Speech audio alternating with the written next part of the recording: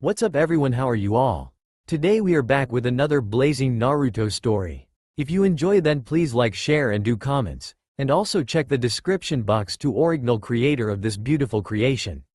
Sleep. It was one of the many basic everyday requirements for humans in their lives. In order to replenish energy for the body and have the mind be well rested, the average human gets as much as 8 hours of sleep per 24-hour cycle. Some could manage to go without a need for sleep in times of need, while others just could not do without it. Nevertheless, no one could deny that sleep was so vital of a prerequisite that most took it for granted. Yet for the owner of a pair of sky-blue eyes, he woke after only a few hours of rest. He blinked up at the ceiling of his dark apartment with only the moonlight shining through the windows, thus everything he saw was bathed in the soft glow of the Earth's moon.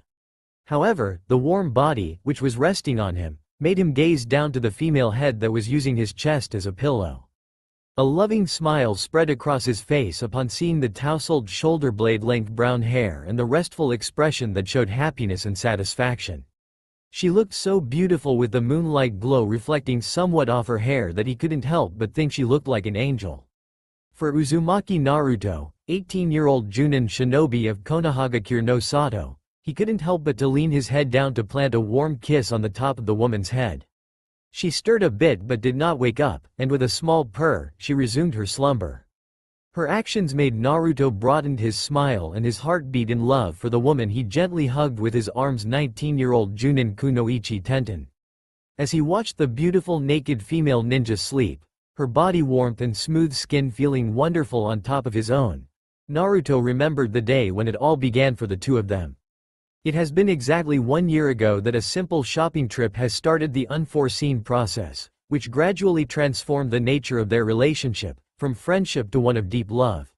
He thanked Kami for this wonderful change in his life, for it brought Tenten into his heart, and being honest to himself, the blonde man could not have imagined then that out of all the women he knew, this brunette would eventually be the one to bring so much joy into his life. Backward time skip. 1 year previous. Walking down the street under nice sunny skies, Naruto grinned as he took in a breath of fresh air. At 17 years old, he knew his life was good, far better than it was when he first started out as a genin at 12 years old. He has been a chunin for more than a year now. Missions for him and Team 7 has been great, especially since the defeat of the Akatsuki and the Sound Village. Most people in Konoha has recognized him as a worthy shinobi, and to top it off, he had brought his best friend back to the village, as he promised.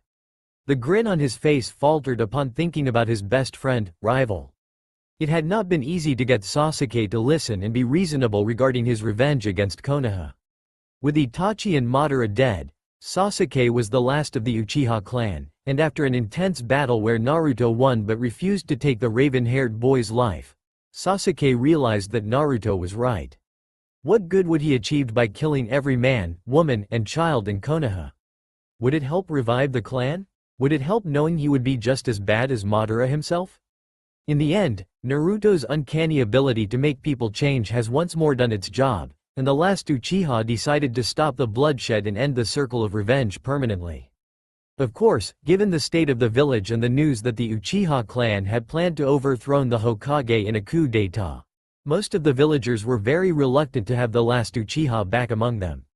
Yet to satisfy the villagers that no special treatment would be given, Tsunade offered that Sasuke be banned from any shinobi duties or services for 5 years or so, and be supervised by a Junin for 2 years under house arrest until he proven he posed no threat to Konoha. The arrangement was perfectly fine with Sasuke, given he decided he wanted to focus on reviving his clan than anything to do with power. And given his clan's large assets, the last Uchiha was freed to focus on his last goal in life. He had enough of the bad history and strife his clan had caused, so he made a promise, not only to himself but also to Naruto, to head the new Uchiha clan in a good direction than the arrogant way of thinking it had before. Naruto chuckled at the memories. Of course, the promise didn't stop Sasuke from still being somewhat a stick in a mud, but the blonde knew it was just an act, for underneath the exterior was a young man he was proud to be called his best friend. Yet best friend or no, Naruto was somewhat surprised that Sakura has wormed his way into Sasuke's heart. Seeing the pinkette has grown tremendously, from the silly fangirl she had been at 12, has made the former Avenger look at his former Kunoichi teammate in a whole new light. So it came to no shock to the blonde shinobi that Haruno Sakura has slowly fallen for the Uchiha, but this time it was for real and not a silly crush. Sighing, the Kyuubi Jinchuriki had known somewhat that there was a chance Sakura would go to Sasuke. He thought he had a chance with the beautiful pink-haired girl, but it seems it was unavoidable. So with a heavy heart, he had dropped Sakura from that part of his heart and kept her as one of his closest friends. A devilish grin appeared on Naruto's face. Now Sasuke has two quick-temper kunoichi for girlfriends and future wives. Man, I never thought the Teme would be so bold to have a harem. It was known to everyone that Sakura was not Sasuke's first girlfriend, fiancé. Upon returning to Konoha, the Uchiha has brought an ex-sound kunoichi, who went by the name of Karen, and the redhead girl was also a medic as Sakura was. Not only did Karen help advanced Konoha's medical knowledge but also provided a rare bloodline ability not seen before. It was hard for anyone to say no to a person with such abilities. Of course, it soon came apparent that the redhead was quick-tempered much like Sakura and Tsunade, thus when Karen and Sakura butt heads, it was a good sign for everyone to clear the area. With a snicker regarding his best friend's future marriage, Naruto entered a weapons store. It was the only weapons store which didn't turn him away with hostility when he had first started at the Konoha Ninja Academy. As a student, he had been required to get his own set of shuriken and kunai, and this store, which was the final one he had checked, had turned out to have a wonderful owner, who had treated him well and didn't see him as demon, as most of the villagers saw him back then. Since then, he had always come to this store to stock up on his shinobi weapons. The ringing of the simple bell above the door alerted the person behind the counter, and upon seeing the whisker-faced blonde, her lips formed into a large smile. "Hello, Naruto. I haven't seen you in quite a while." Naruto returned the smile with a smile of his own. "Yeah, it has been some time since I've last seen you, Tenten." The bun-haired kunoichi nodded in agreement, her radiant expression making him feel welcomed. "So, what can I do for you?" Tenten began casually before her lips quirked upward on one side teasingly. "Come to make a large order of kunai and shuriken?" The teenage boy softly laughed as he approached the counter. "Not as many as you use, Tenten. I definitely know I do not have the money to purchase such a large arsenal as you have stored in your scroll." The brown-haired young woman giggled at that. "True, I certainly have yet to meet another shinobi with the same number of weapons on their person as I have. To do that, one has to have more money than the fire daimyo in order to constantly replenish the weapons lost in battle. Pays to be a daughter of a weaponsmith and shop owner, Naruto quickly ribbed good-naturedly. "You bet," Tenten winked slyly, before both laughed together at the joke. It was a laughter anyone could tell was shared between good friends. After her mirth died off, the weapons mistress of Konoha eyed the blonde Chunin for a moment before speaking. "So, what do you really want, Naruto?" With a small grin, the young man spoke the reason why he came to the shop. "Simply put, I'm looking for a chakra sword." Tenten blinked in stupefaction. "Say what?" she asked with a raised eyebrow. "A chakra sword," Naruto repeated, clearly confused why she asked. "I know that," Tenten replied, raising a hand to forestall her friend. "Just why a chakra sword, Naruto? Kenjutsu is not your forte." Ever since she had known Naruto, it was clear his shinobi expertise was in ninjutsu with some minor taijutsu. Only in the past 2 years he had started learning fuinjutsu, the art of seals, especially after Jiraiya's death, so this request for a sword was quite baffling. Seeing the confusion on her face, Naruto started explaining. "Well, I know I'm not skilled in kenjutsu, but I've been trying to find new wind jutsus, and it had me thinking that maybe I should use something much like Tamari uses her battle fan." Understanding now dawned to Tenten. "You're talking about using a medium to channel and focus your nature chakra in order to create wind techniques without the need of using hand signs." "Exactly." A smiling Naruto pointed to Tenten, like she has won the grand prize. She has to admit that Naruto's idea was sound. After all, if a ninja could conjure up jutsus without the use of hand signs, he or she wouldn't have to worry about anyone copying the techniques, much like the Uchiha clan or Hitaki Kakashi had done. Yet Tenten also knew it takes time with long hours of training to even master using a medium, thus why most shinobi opted for the easy way by using hand signs. There was no doubt that Sabaku no Tamari must had trained for years prior to her appearance in the Chunin exams 5 years ago, for such training certainly explained why the Suna Kunoichi was able to use a large battle fan as a medium to create wind techniques. Thinking about the blonde Suna Junin had conjured up an image, which made Tenten giggled with a hand over her mouth while looking at her fellow Konoha shinobi. Naruto, with a confusing grin, asked, "What's so funny?" "Well," the bun-haired girl drawled out with a teasing smirk, "if you want to emulate Tamari, you can buy a similar battle fan and dress up in black with a sash around your waist." Seeing that surprised look on his face made Tenten laugh out loud. No, no, no. Naruto nervously chuckled, now he knew his friend was playing him. "I certainly will not carry around a large battle fan or dress up like Tamari. I like to be original, thank you very much." He mentally shook off the weird image of him dressed like Tamari, although he did admit to himself that Tamari's fan looked cool. Just as Maida Guy's female student was about to speak after her laughter died off, another feminine voice spoke out with a witty voice. "That's no way to treat a customer, Tenten. Shame on you." Both young ninjas quickly turned their heads to the door leading to the back of the store and the stairs to the living quarters on the next floor above, and there stood a woman with brown hair in a ponytail and green eyes. She appeared to be in her mid-40s and her simple outfit was what most housewives in Konoha wore these days. Her radiant smile and the hair clearly would make any stranger knew immediately that she was Tenten's mother. "Kiyohaku-kasen," Naruto called out with a grin to the woman, who walked over to stand beside her daughter behind the counter. Chuckling, the young man rubbed the back of his head. "You know we were just joking around." "I know," Kiyohaku replied, still grinning. "I was just driving home the point to my daughter." Naruto laughed loudly, while Tenten took the joke in stride with a narrow-eyed grin at her mother. Calming down a minute later, the teenage boy grinned at Tenten's mother with affection, knowing she was one of his most precious people. She had never looked down at him, ever since he had first walked into her store those many years ago, and even after he had found out the Kyuubi was sealed inside of him. Kiyohaku still had treated him like a person despite the loss of her husband during the Kyuubi attack. She ranked up there alongside the Ichirakus and the third as the very first family he ever had growing up in the village. "So," the female blacksmith began, getting right down to business, "did I hear you're looking for a chakra sword to use as a medium for your elemental chakra to create wind jutsus?" "That's right," Naruto confirmed with a single nod. "Do you have any?" Tenten frowned. "That's the problem, Naruto. I don't think we have any chakra swords.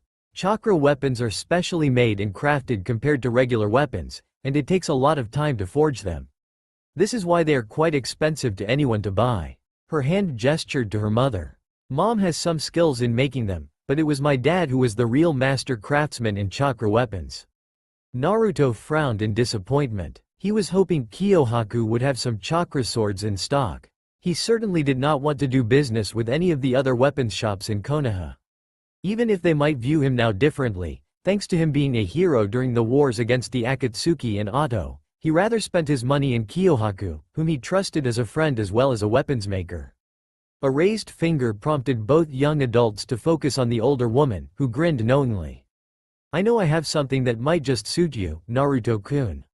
With that said, she strolled into the back storage area, leaving behind a hopeful Naruto and a baffled Tenten, wondering what her mother knew that she did not. As they waited, the Kyuubi Jinchuriki grinned softly at his female friend. "So, how's everything going?" "I'm fine," Tenten grinned back reassuringly, and seeing the sympathy in those expressive blue eyes, she immediately elaborated further. "I mean it, Naruto, I'm fine. I appreciated everyone's support and kindness, but the breakup was 2 months ago. Neji and I have come to an understanding regarding the situation, and we've moved on since then." "I certainly did, given I know it's not productive to keep moping over something that I have no control over." A nod from Naruto told her he understood. "Well, given the reason why you broke up and what is today, I thought you still would be somewhat down." Sighing with a warm grin, Tenten was reminded again how much Naruto cared deeply for all his friends and comrades that he considered like a large extended family to him.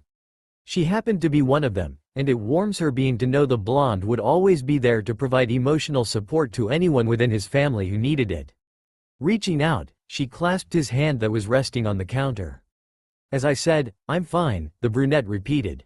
As you know, it came as a shock to Neji and I, when his clan arranged for him to marry one of his distant cousins. Least it's someone he knew and certainly not Hinata or Hanabi, whom he would not have been comfortable to marry. As for today, it's no big deal for me, Tenten shrugged slightly. After the breakup, I'm not looking to suddenly find a boyfriend. One side of her lips curled up slightly. After all, I'm still young. It's not like I'm an old maid. Both young adults chuckled at that. Letting go of his hand, Tenten grinned teasingly at her fellow Chunin. So what about you? Knowing what she was referring, Naruto shook his head with a tiny sad grin. No one, and you already know why. Dropping the teasing expression, Tenten nodded with a slight sympathetic grin. Yeah, everyone knew how much he loved Sakura, so it was easy to tell Naruto's heart was crushed when the pink-haired Kunoichi became Sasuke's second girlfriend, fiancé. It was just too bad, in Tenten's opinion, that Hinata had started dating Kiba a few months before Sakura and Sasuke became an item. If Hinata had waited just a little longer, the Hyuga heir would have gotten her chance with Naruto. So the two young shinobi stood there quietly, until the silence was broken upon the return of Kiyohaku, who was holding a wrapped clothed bundle. Here we are, she grinned as the older brunette placed the bundle onto the counter before untying the strings.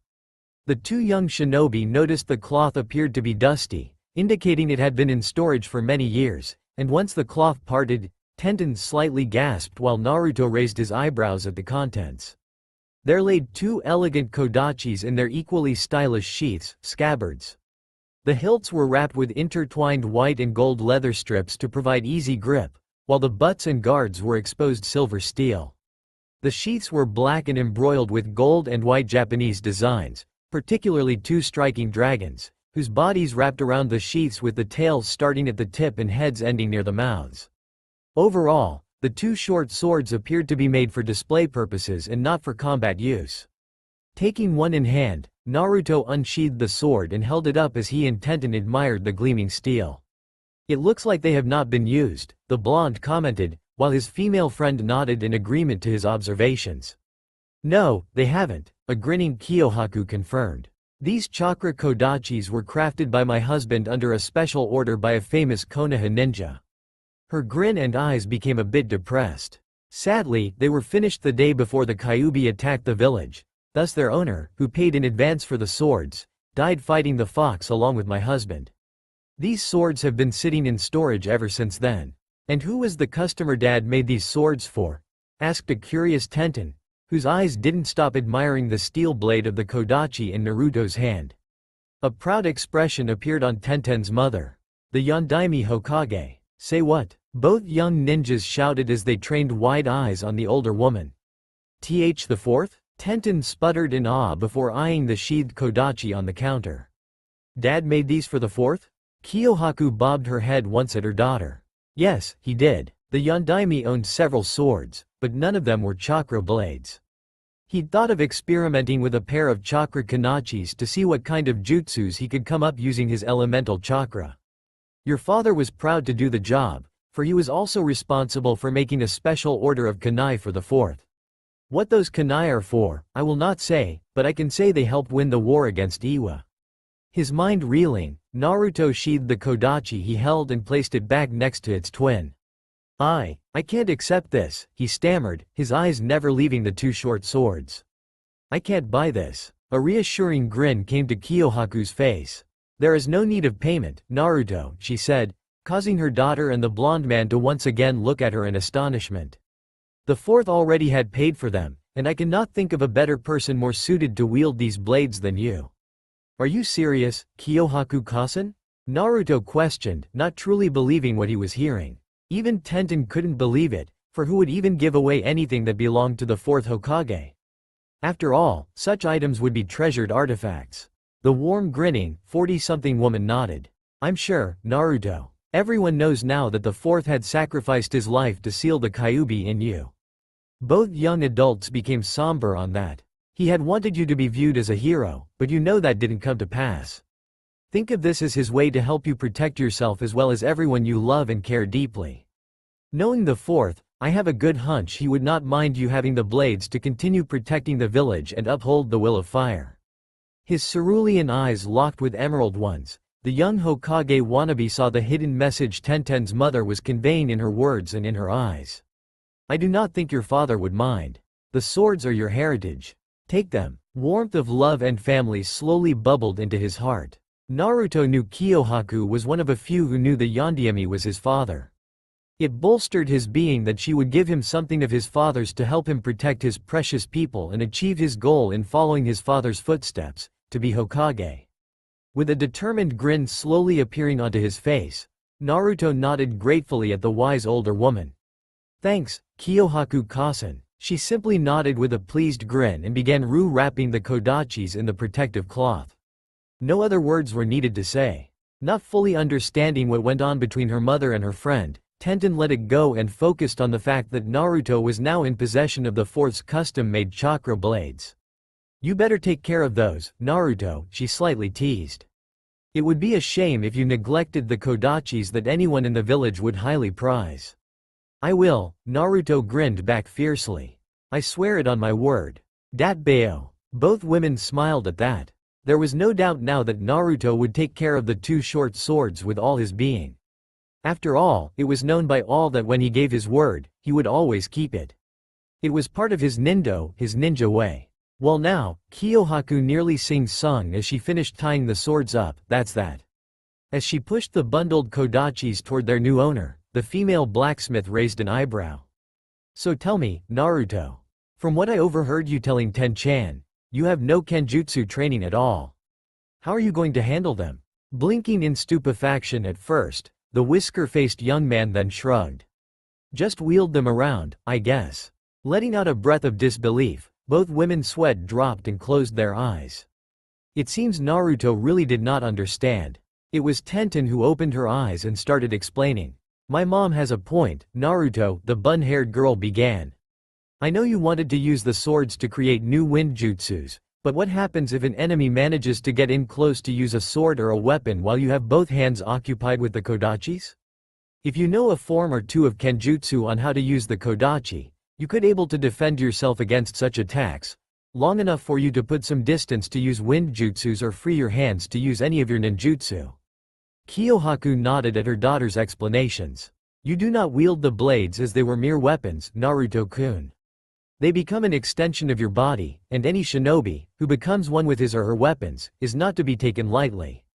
Take Asuma-sensei, Tenten added, mentioning the late Junin who died 2 years ago against the immortal Akatsuki Hidan. He wielded a pair of chakra knuckle blades. He didn't thrash them around wildly with his elemental chakra extending the blades. He knew how to use them, and he became quite an expert on wielding those blades.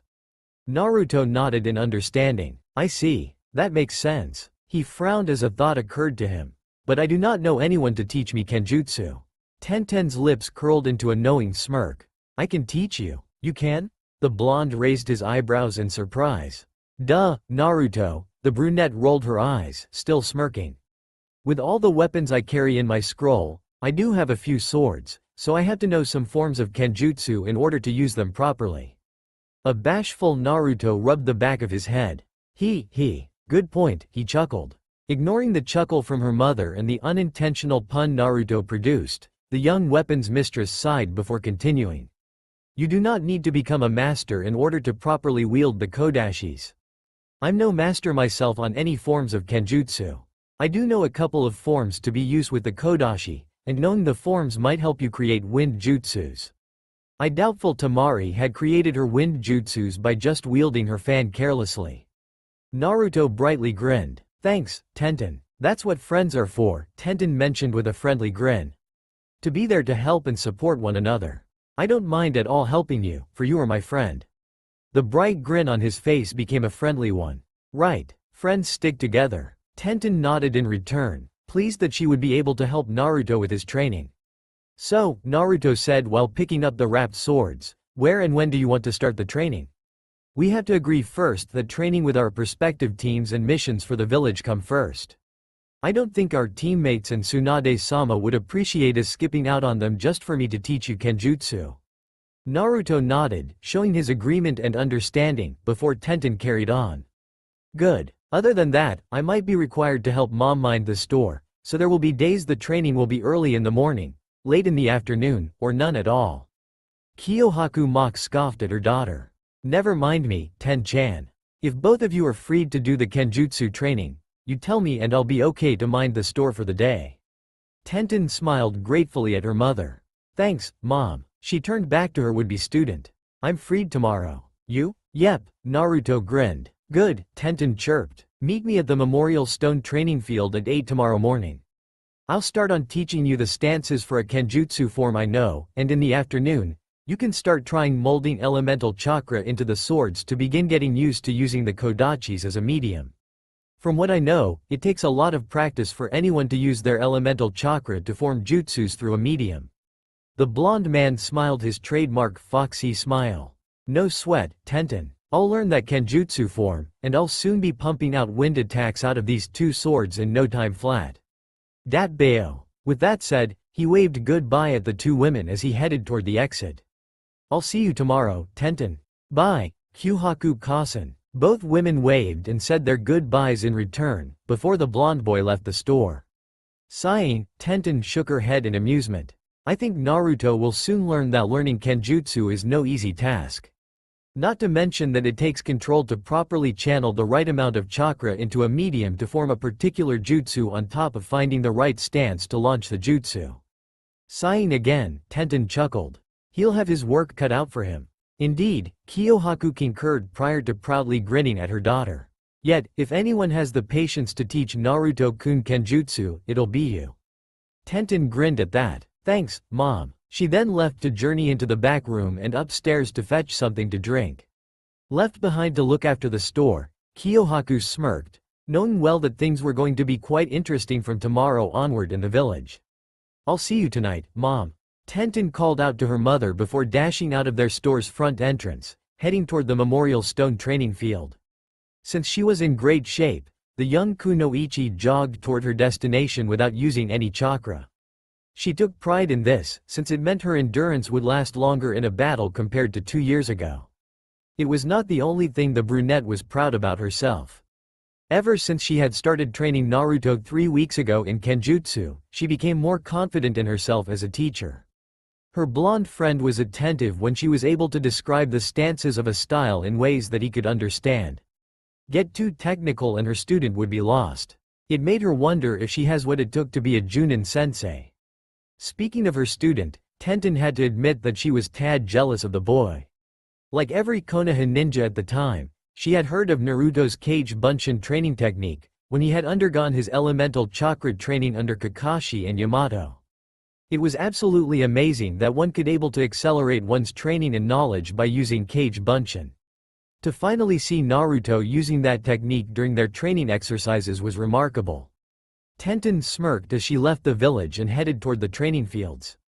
Just too bad Kage Bunshin can't transfer physical conditioning to the original owner.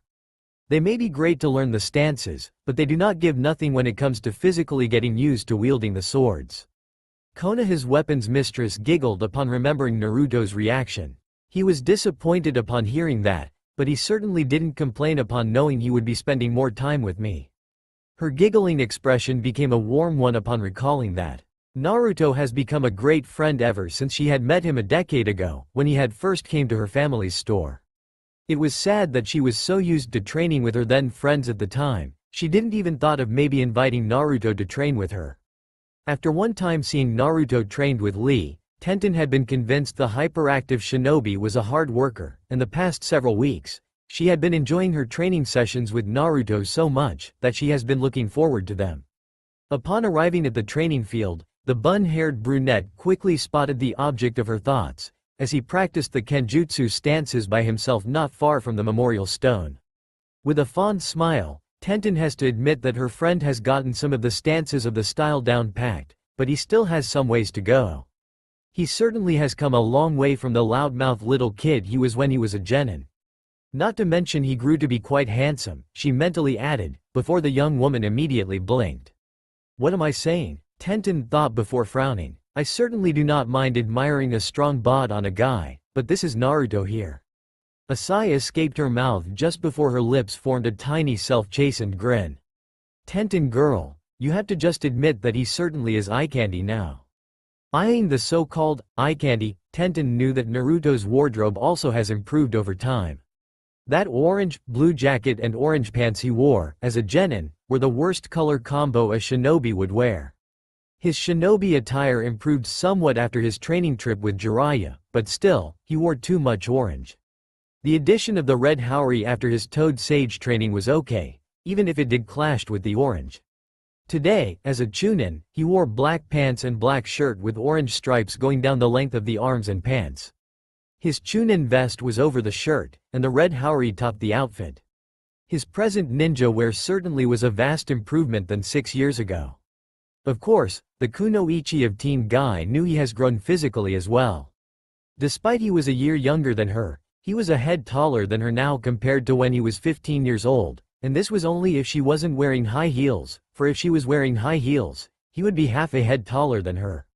His baby fat was gone, leaving smooth hard lines on his angular face, which was surrounded by his golden hair that was more shaggy and wild. Top all that with an athletic, lean, muscled body, and one ended up with a handsome man any woman would drool over. Mentally shaking herself out of the reverie, Tenten approached her friend, who opted just to wear a simple torso-hugging black t-shirt over the usual black pants, while his haori lay next to the memorial stone. "Morning, Naruto." "Morning, Tenten," Naruto smiled as he returned the greeting. "Ready to start another training day? I certainly am looking forward to it." Tenten snorted a laugh. "You just can't wait to see whether you can win one over me." Her face became smug as she gazed up into his eyes. "In your dreams, mister. As I said, you will not ever win a straight kenjutsu fight with someone like me without resorting to ninjutsu." "We'll see about that, weapons girl," he teased back. "Uzumaki Naruto will not ever give up." "Dat bayo." Laughing, Tenten sure highly approved of those who were not quitters, and Naruto certainly was not a quitter. "We'll see about that," she replied prior to detaching her weapons scroll from her back and unrolling it to unseal a pair of kodachis into her hands. "Let me warm up, and then we'll spar to see where you need improvement." The blonde nodded his understanding. So after her warm-up minutes later, the pair began sparring, thus beginning Naruto's training. By sparring, Tenten could see where he'd done wrong, and by telling him where he needed to correct his movements by adjusting his arms and legs, the young female ninja helped improve her friend's skills. It was a morning routine they eventually fell into only after the first 2 training days. Lunch was a time for relaxation prior to the afternoon workout. Both had agreed to bring their lunches after their second training day since it was a waste of time to go back to the village for lunch and then immediately run back. By bringing their lunches, they could relax in each other's company, debriefed about the morning lessons, and prepared for the afternoon. Afternoon sessions mostly have Naruto used his Kage Bunshin to kenjutsu spar one another to utilize what he has learned in the morning. Most Bunshins would do this, while the original and a single Bunshin would use the original chakra kodachis to practice molding wind chakra into the blades and try to create wind jutsus. In the meantime, Tenten would be fighting off a horde of Naruto Kage Bunshins to help keep her overall fighting skills razor sharp, for she had found Naruto's Kage Bunshins made ideal practice partners to aim her weapons at. After all, she did not need to worry about hurting the real Naruto or anyone, thus she could go all out on the Bunshins as much as she pleased. Blades of wind slashed through a mid-sized tree, pieces of it falling down around the stump of the trunk. Naruto grinned in satisfaction that he has made some progress with employing his wind chakra through the kodachi. He did not know whether he would able to pull off a wind jutsu that could be just as destructive as his Fuuten Rasen Shuriken while in Sage mode, but if he could, least he would not have to go into Sage mode to use such powerful techniques. Taking a break, Naruto looked across the field to where Tenten was still battling his Kage Bunshins. They certainly were giving her a run for her money, since they weren't just rushing her like a bunch of buffoons. They were organizing themselves into collective groups to work together to try to overwhelm her strategic-wise. Of course, it did help her that the clones weren't using ninjutsu or else she really would have been overwhelmed. A fond grin spread on Naruto's face, as he admired his female friend's abilities. Tenten was the first girl near his age that truly took it seriously when it came to being a kunoichi, thus why she took her training seriously as well. It had taken Sakura and Ino some time before each had started taking things seriously. Hinata was okay, but she, at first, just didn't have the determination until she was motivated. Tenten had the drive and determination from the start, and such a strong work ethic was something Naruto admired heavily in a person. As Tenten landed to avoid being caged again by the Naruto clones, her back facing the original Naruto, the blonde was treated to a good view of the girl's shapely butt. A tint of pink formed on his cheeks before Naruto looked away with a small, somewhat leering chuckle. Over the years, Naruto has developed a healthy respect for the opposite gender. Oh, he was not ever a pervert, as his late Sannin sensei was, so he would not ever peek into the women's baths or into people's windows. Yet, being a hormone male, like any other man, he certainly enjoyed looking at the feminine forms of women, especially the kunoichi. It just so happened that he had been so focused on Sakura that he only just in recent months started noticing others, and Tenten, for sure, has one well-toned, shapely body. Naruto mentally slapped himself out of such thoughts. Of course, Tenten would have evolved into a striking young woman from the girl he had met years ago. Her kunoichi outfit also had changed over time along with her physical development. As a genin, she had looked sort of cute in her pink, Chinese, short-sleeved shirt, dark pants, and simple shinobi shoes. At the time, she had carried her weapons in 2 small scrolls. After he had come home from his training trip, Tenten had been promoted to Chunin with a whole new outfit. She worn white, full-sleeved, Chinese blouse, red pants, and heeled kunoichi sandals. Her 2 small storage scrolls had been replaced with the single large one, which she still used today. Occasionally, she would still use the 2 small scrolls, but she primarily used the large one. Today, her current attire was quite eye-catching. Black, hugging pants outlined her toned, feminine legs, while a short-sleeved, short-skirted, white, red trim, Chinese, form-fitting dress covered her curvy upper body with a black waist belt. Her feet were adorned with kunoichi high-heeled sandals. Finishing the assembly, silver metal bracelets were on her forearms with black, fingerless gloves. Despite the physical aspects of the attire, the real eye-catcher was the embroiled golden Chinese dragon on front of the dress. In such an outfit, it was hard for the Kyuubi Jinchuriki to not notice how physically attractive the weapons mistress has become.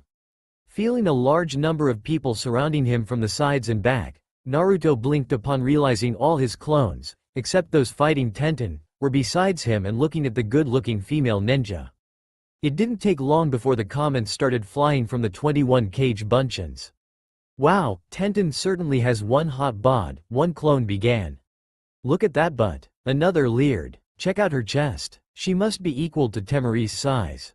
With one eye ticking, Naruto quickly raised his left hand into a typical 2-finger form and dispelled the clones around him with a mental Kai command. He absorbed the clone's knowledge with ease, before he picked up the fallen second Kodachi and dropped down to sit cross-legged on the ground to meditate. Why do my clones have to be such wise guys and perverts? He mentally groused, trying not to overthink on the fact that his kunoichi friend was quite why. The young man swore the spirit of Ero Sennin was now laughing at him. Naruto? Tenten's voice roused the blonde, realizing some time has passed since he started meditating. He looked up at Tenten's grinning face as she stood before him. It's almost 5 now. Time to go. Returning her grin with his own, the blonde man stood up before sheathing his kodachis. Need help getting your weapons? Tenten shook her head. No. Your remaining clones helped recover them, she replied while thumbing over her shoulder to the few cage bunchins, who waved cheekily at the original before dispelling. After shaking his head amusedly at his clone's antics, Naruto focused again on his Kenjutsu teacher. Tenten? Seeing he has her attention, he continued. I know we're going to be having a small party at 7 at your place to celebrate your 19th birthday today. Just I like to take you out to dinner before that. Is this okay with you?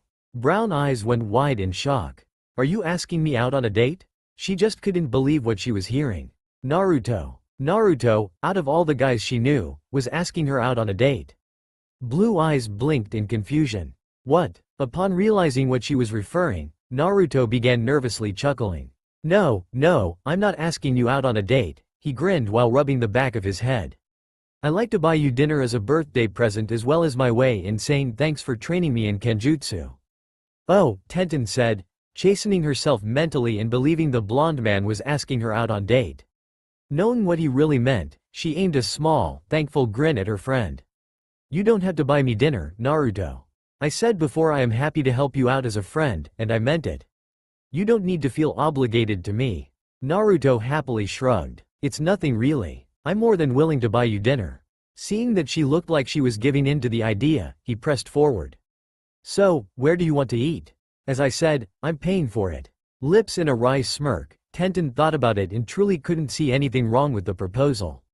Even if it was not a date, it would be nice to spend more time with Naruto prior to meeting the rest of their friends at her home.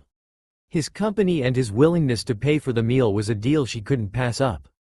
Fine, I'll accept the dinner, Naruto, the birthday girl commented, earning her a broad grin from the whisker-faced man before her.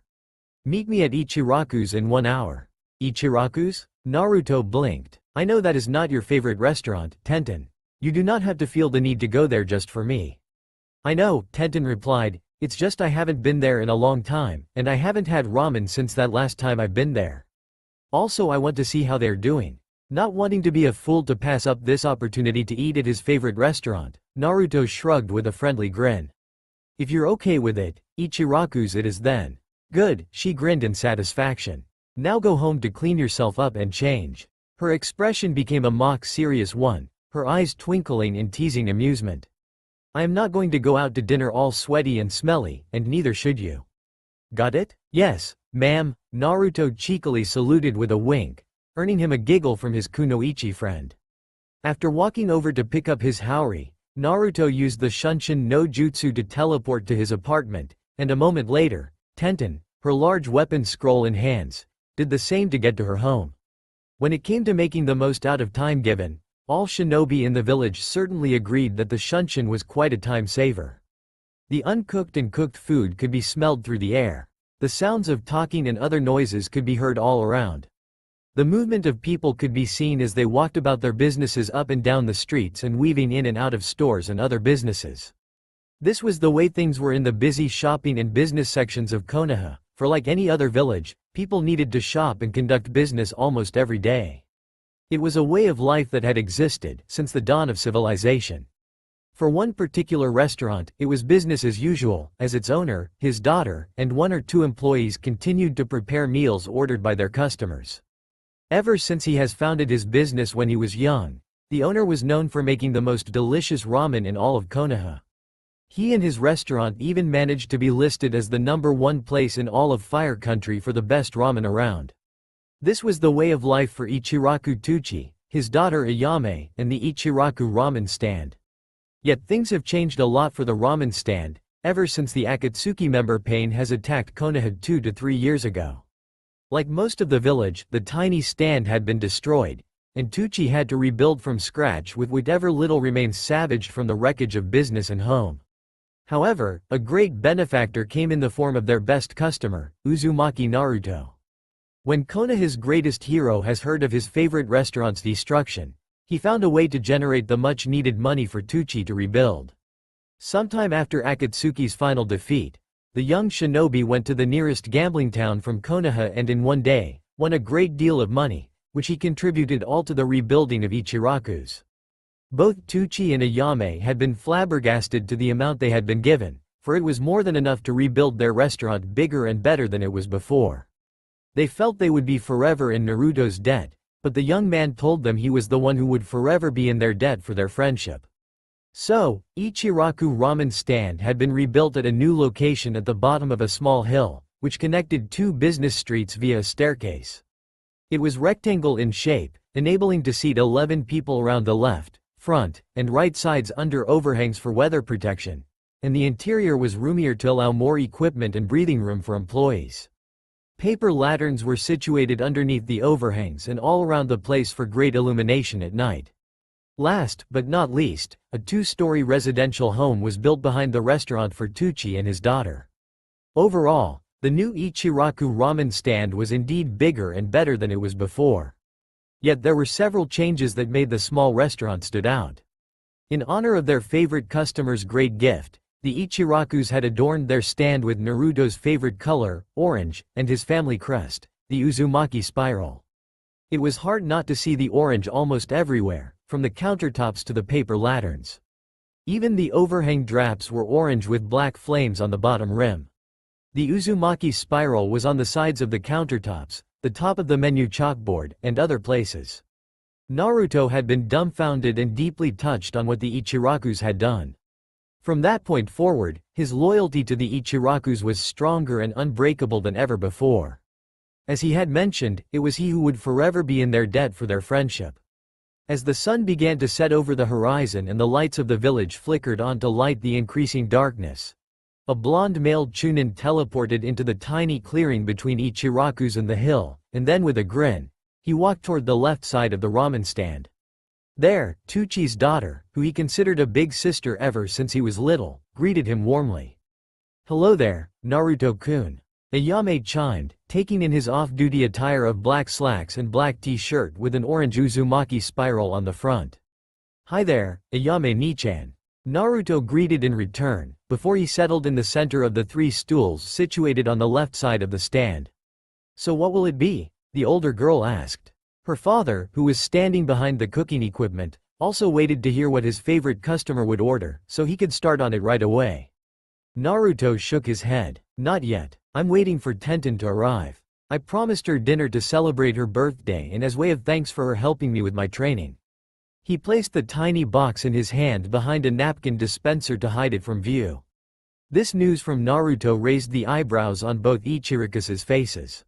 Their young friend had told them that he was undergoing training in Kenjutsu by his female friend Tenten, not to mention it was also one of the subjects going around on the Konoha rumor mill.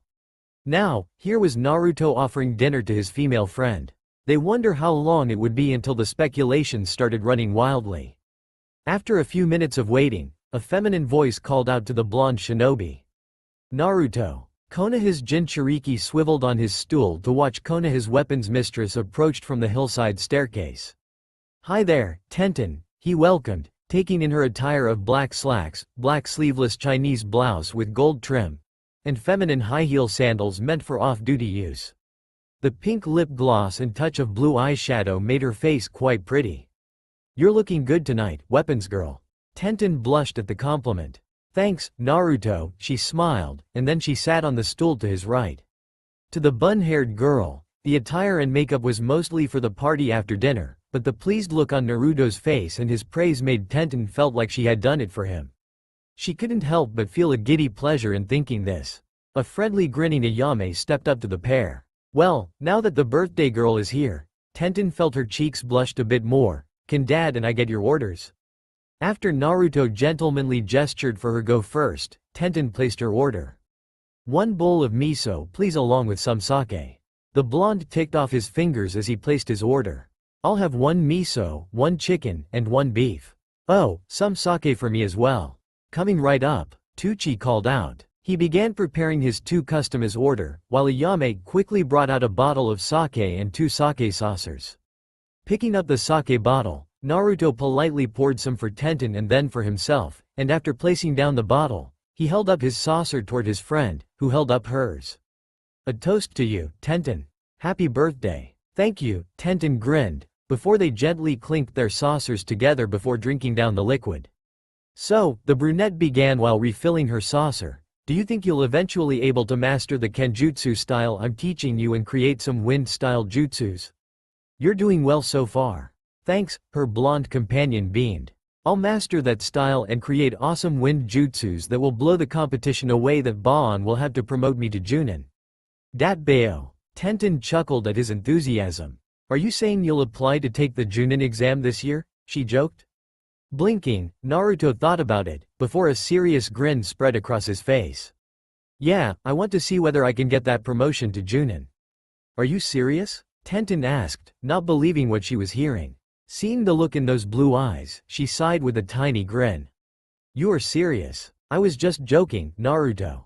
Naruto chuckled. "Yeah, I know. Just maybe I should go for that promotion. After all, many of our superiors said that I have the skill and power level of an elite Junin or Kage. Just because you have the power level of a Kage or Junin, doesn't mean you are Kage or Junin material," Tenten softly chided. "Remember Neji? During that first Chunin exam, he shown he has the power and skill level of a Chunin, but he was passed for promotion. Why? He just didn't have the maturity of a leader at the time." Her lips curled into a smirk. It took you beating him up to get that stick out of his ass in order for him to understand his personality faults. Naruto chuckled at the memories of that day. Their conversation was interrupted when Ayame appeared with their ramen. After thanking her, the pair each picked up a pair of chopsticks from the chopsticks holder, snapped the individual sticks apart, and called out, "Itadakimasu," before digging into their meals. As they ate for a few minutes in comfortable silence, Tenten noticed that Naruto least was not eating his ramen like he was starving. She remembered how much a pig he was when he was younger, especially when it came to Ichiraku ramen. Least he has matured somewhat when it came to his eating habits. Of course, she chuckled to herself, that this didn't mean he hasn't stopped eating more than one bowl per mealtime. After slurping up some noodles, the young kunoichi decided to restart their discussion. As I was saying before, Naruto, you need to show more than skills and power in order to prove yourself worthy of a promotion. Are you really up to the challenge? You bet. Naruto answered with a wink, which made his friend chuckle as she shook her head. After slurping up some more noodles, he spoke what was on top of his mind. What about you? Do you want to get promoted to Junin? The question made Tenten paused in her meal, her mind pondering over the subject. Only after a minute of thinking, did she give her friend an answer. It's something to aim for, I admit. I would love to become one of the best kunoichi in the village, following Suande-sama's footsteps. The best of the best. Why don't you? Naruto casually stated before slurping up more noodles. What? Tenten went wide-eyed at his suggestion. Did he say what she heard he said? Blue eyes locked on uncertain brown ones. Take the promotion exam, Tenten. It doesn't hurt to try. You're strong and smart, so I know you can make it, if you give it your best shot. The combination of his words and his warm smile of encouragement slowly raised her confidence, making the Chunin kunoichi slowly produced a determined grin. What did she have to lose for trying? You're right, I will give it my best shot. That's the spirit. Naruto smiled broadly. He then raised his bowl to drink down the broth before placing it down with a satisfying sigh. As her golden-haired companion started to dig into his second ramen bowl left by Ayame during their conversation, Tenten resumed her meal while thinking on the goal of getting that promotion. It was not going to be easy, given the tests for Junin promotions were a lot tougher than the Chunin exams. A frown marred her face, thinking she has her work cut out for her. Seeing her frown, Naruto paused his eating. What's wrong? He asked at the same time Tenten drank down her sake. Tenten shrugged, refilling her saucer. Naruto, to be honest, it's not going to be easy to get promoted to Junin. I'm thinking of what ways I should prepare myself. The blonde man thought about it for a moment before replying. How about broadening your skills? Other than the basics, do you know any ninjutsu? Tenten shook her head. Well, you can start by focusing on jutsus that matches your element. You mean my elemental chakra? She asked. Naruto nodded, and a moment later, Tenten nodded in return. That's a good start, I admit.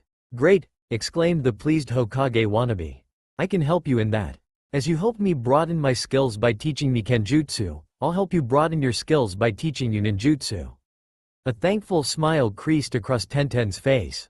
Thanks, Naruto. His response was to give his well-known broad fox smile with eyes closed. Just you have to wait until next month to start teaching me.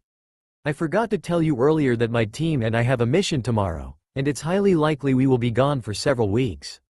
No problem, Naruto complied with an accepting grin. Starting next month, we'll be helping each other broaden our skills. We'll work together to get that promotion. Deal? He finished with his sake saucer raised toward her. Deal. Tenten grinned warmly back and touched her saucer with his to seal the promise. After sealing the deal and sipping down their drinks, the two friends returned to their meals in good spirits as the last rays of the sun disappeared over the horizon and night came fully to the village. The pair ate and enjoyed each other's company under the starry sky. Many minutes later, after all the food and drink have been consumed, Tenten was giggling along with a snickering Naruto. I didn't know you had one of Guy Sensei's green, spandex suits in your closet. Did he really give it to you? She smiled broadly. Yeah, he did, Naruto confessed before shrugging a bit. I was naive back then and I thought it looked cool. Ero Senin obvious thought it was horrible. I think I kept the suit to get back at him more than how it looked cool. I'm glad though I grew up to know better to wear such an outfit. Ha, Tenten grandly laughed. This coming from a boy who used to wear a ninja outfit with too much orange. Okay, okay, Naruto chuckled, holding his hands up in surrender. I heard enough of that from everyone. However, he pointed to the grinning girl. I still love the color. No matter what, so don't you go dissing the orange. Tenten giggled some more at his silliness. Glancing at the big wall clock mounted on the rear wall of the stand, so everyone could see it no matter where they sat or stood, Team Guy's female member sighed, realizing the time. We better get going, Naruto, if we need to get back to my home in time for the party. She really had a good time, thus she wished time would have lasted longer for them. Realizing what she meant, Naruto pulled out the tiny box from its hiding spot behind the napkin dispenser and presented it to the stunned birthday girl. Happy birthday, Tenten, he grinned warmly. Oh, Naruto, Tenten smiled slightly as she took the box. Opening the top, feminine fingers ventured inside and pulled out a gold and silver necklace a moment later. Tenten gasped at the elegance of the interwoven gold and silver chain and the tiny gold kunai and silver shuriken hanging off the chain's front. It shined and glimmered like it was made for a high-class woman attending a ball. Naruto, she softly spoke with shocked brown eyes boring into Blue's ones. How much did you pay for this? It's beautiful. With a small grin, the hero of Konoha took the necklace and placed it around his friend's neck to click the ends behind the blouse's neck. The front, where the small kunai and shuriken hung, curved around the blouse's neck to settle over the collarbone. Pulling back to look at her, the blonde spoke out what he thought. It suits you, Tenten. Tenten couldn't form words at the moment as she placed a hand over the necklace, fingers tracing the tiny jewelry weapons. She had received jewelry from her mother and female friends over the years, but none from any of her male friends, not even Neji, who gave her a set of pink kunai for her 18th birthday at the time he was her boyfriend. It was nice to receive weapons and other kunoichi items, given it told Tenten that people were taking her seriously as a ninja. However, it would be nice if any of the guys would also see her as a woman, and for the first time, Naruto was acknowledging her as one with a present meant for a woman, not a kunoichi. His voice brought the dazed young woman back to reality. It didn't cost me an arm or a leg, if that is what you're asking, Tenten, yet it's not dirt cheap either. I did pay extra due that the necklace was a special order I placed a month ago for the jewelry maker. I knew your birthday was coming up, and I'd wanted to give you something special than the usual presents of weapons or other ninja gear. Feeling overwhelmed by her emotions, Tenten just couldn't help but let her feelings guide her as she leaned over to kiss Naruto on the cheek. Thank you, Naruto, she smiled brightly at the young man, who was stunned by her actions. He was so sweet and kind that she felt he rightfully deserved the kiss. Cheeks pinking, Naruto mentally shook himself out of his shock and let a warm grin came to his face as he stared into the radiant expression of his kunoichi friend. You're welcome, Tenten. With her inner being in high spirits, the 19-year-old birthday girl hopped off the stool and gestured to the blonde man to follow her. Come on, pay for the dinner, and we'll walk to my home together. I don't feel like rushing back. Yes, ma'am, Naruto replied cheekily with a wink, which earned him a small, warm laugh from the happy woman before him. After dishing out Gama-chan, his frog wallet, and paying for the dinner, Konoha's Jinchuriki and weapons mistress strolled away from the ramen stand and casually took their time as they walked side to side in each other's warm company. The night was beautiful and brisk with the stars twinkling overhead. As the two young adults walked up the stairs to the street on top of the hill, two pairs of eyes watched them with keen interest from Ichiraku's. Naruto-kun is such a gentleman and sweetheart, Ayame dreamily sighed while cleaning up the counter where Naruto and Tenten had sat. I'm surprised he has yet to have a girlfriend. Tucci slyly smirked while preparing the meals for few other customers. Oh, I don't know about that, Ayame dear. I say it's only a matter of time now before he has one. The brown-haired ramen woman blinked in confusion at her father until it dawned to her what he meant. She turned back in time to watch Naruto and Tenten reach the top of the stairs and eventually disappeared from view. A warm grin slowly spread across Ayame's face, now thinking along the same lines as her father. Father maybe is right. It's only a matter of time, she mentally said as she went about her business in a good mood, wondering how long it would be until it two young hearts would become one. Taking in the image in the full-length mirror, brown eyes scanned the form from head to toe and scrutinized the appearance. Every bit of clothing on the body was checked and rechecked, before a small satisfying grin graced the owner's face. I certainly look, as Ino would put it, hot, mentally proclaimed Tenten at the outfit she was currently wearing. A sleeveless, strapped, white blouse with lace adoring the top half and satin on the bottom half, while a low neckline displayed her cleavage and a satin bow topped each shoulder strap. Denim shorts showed off her tight behind and shapely legs, and high-heel, ankle-strapped sandals encased her feet, the high heels giving more exhibit power to her legs. Overall, the bun-haired woman felt quite in all her femininity, knowing quite well she would be turning many male heads if she walked around Konoha in this outfit. An appreciative whistle sounded behind her, making Tenten turn to gaze at the platinum blonde girl, who was checking her out with light blue eyes. "You certainly look hot," she said with a teasing leer of a grin. Tenten smirked back, right hand on her chalked hip. "That's what I thought you would have said." Both laughed together in good humor. Afterward, the weapons mistress turned back to the changing room's mirror to once again examine herself in the clothes she had pulled from the store's rack. Currently, she and the rest of her kunoichi friends were in a woman's clothing store trying on outfits during a rare break from missions or any work for them to be all together this way.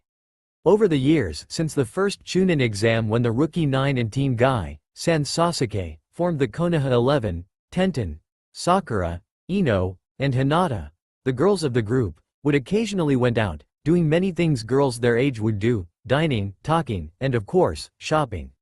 Tamari had joined the force soon after she became the Suna ambassador to Konoha, and it wasn't long afterward that the 5 young kunoichi would be known in the Leaf Village as the Kunoichi 5. Ino, wearing a sleeveless, halter-strapped, one-piece purple dress with high-heel boots, continued to look at her brown-haired friend. "Tenten, if I didn't know you better, I say you would make one hell of a hooker." "Ignore Blondie there," Tamari's voice came from behind the curtain of a changing cubicle, which was one of 6 in the overall women's changing room, 3 on either side of an aisle. "She's just jealous you look better than her." A snicker escaped Tenten's lips as Ino mock huffed at the Suna kunoichi's joking jab. "Ha, you're one to talk, Blondie," she fired back before her teasing smirk reappeared. "Afraid I will steal Shikamaru away from you?" As if, Tamari declared. A moment later, a smiling Suna Konoha liaison emerged through the curtains, wearing a strapless, form-hugging, mini-skirted, one-piece, teal dress and high-heel shoes with straps wrapping up to mid-calf. "With what I have, I do not need to worry about the competition." "She has a point," Tenten snickered again. Ino pretended to pout before sticking out her tongue playfully at the sand blonde, and only then did she drop the mock pout to grin good naturally at Tamari, who done the same back.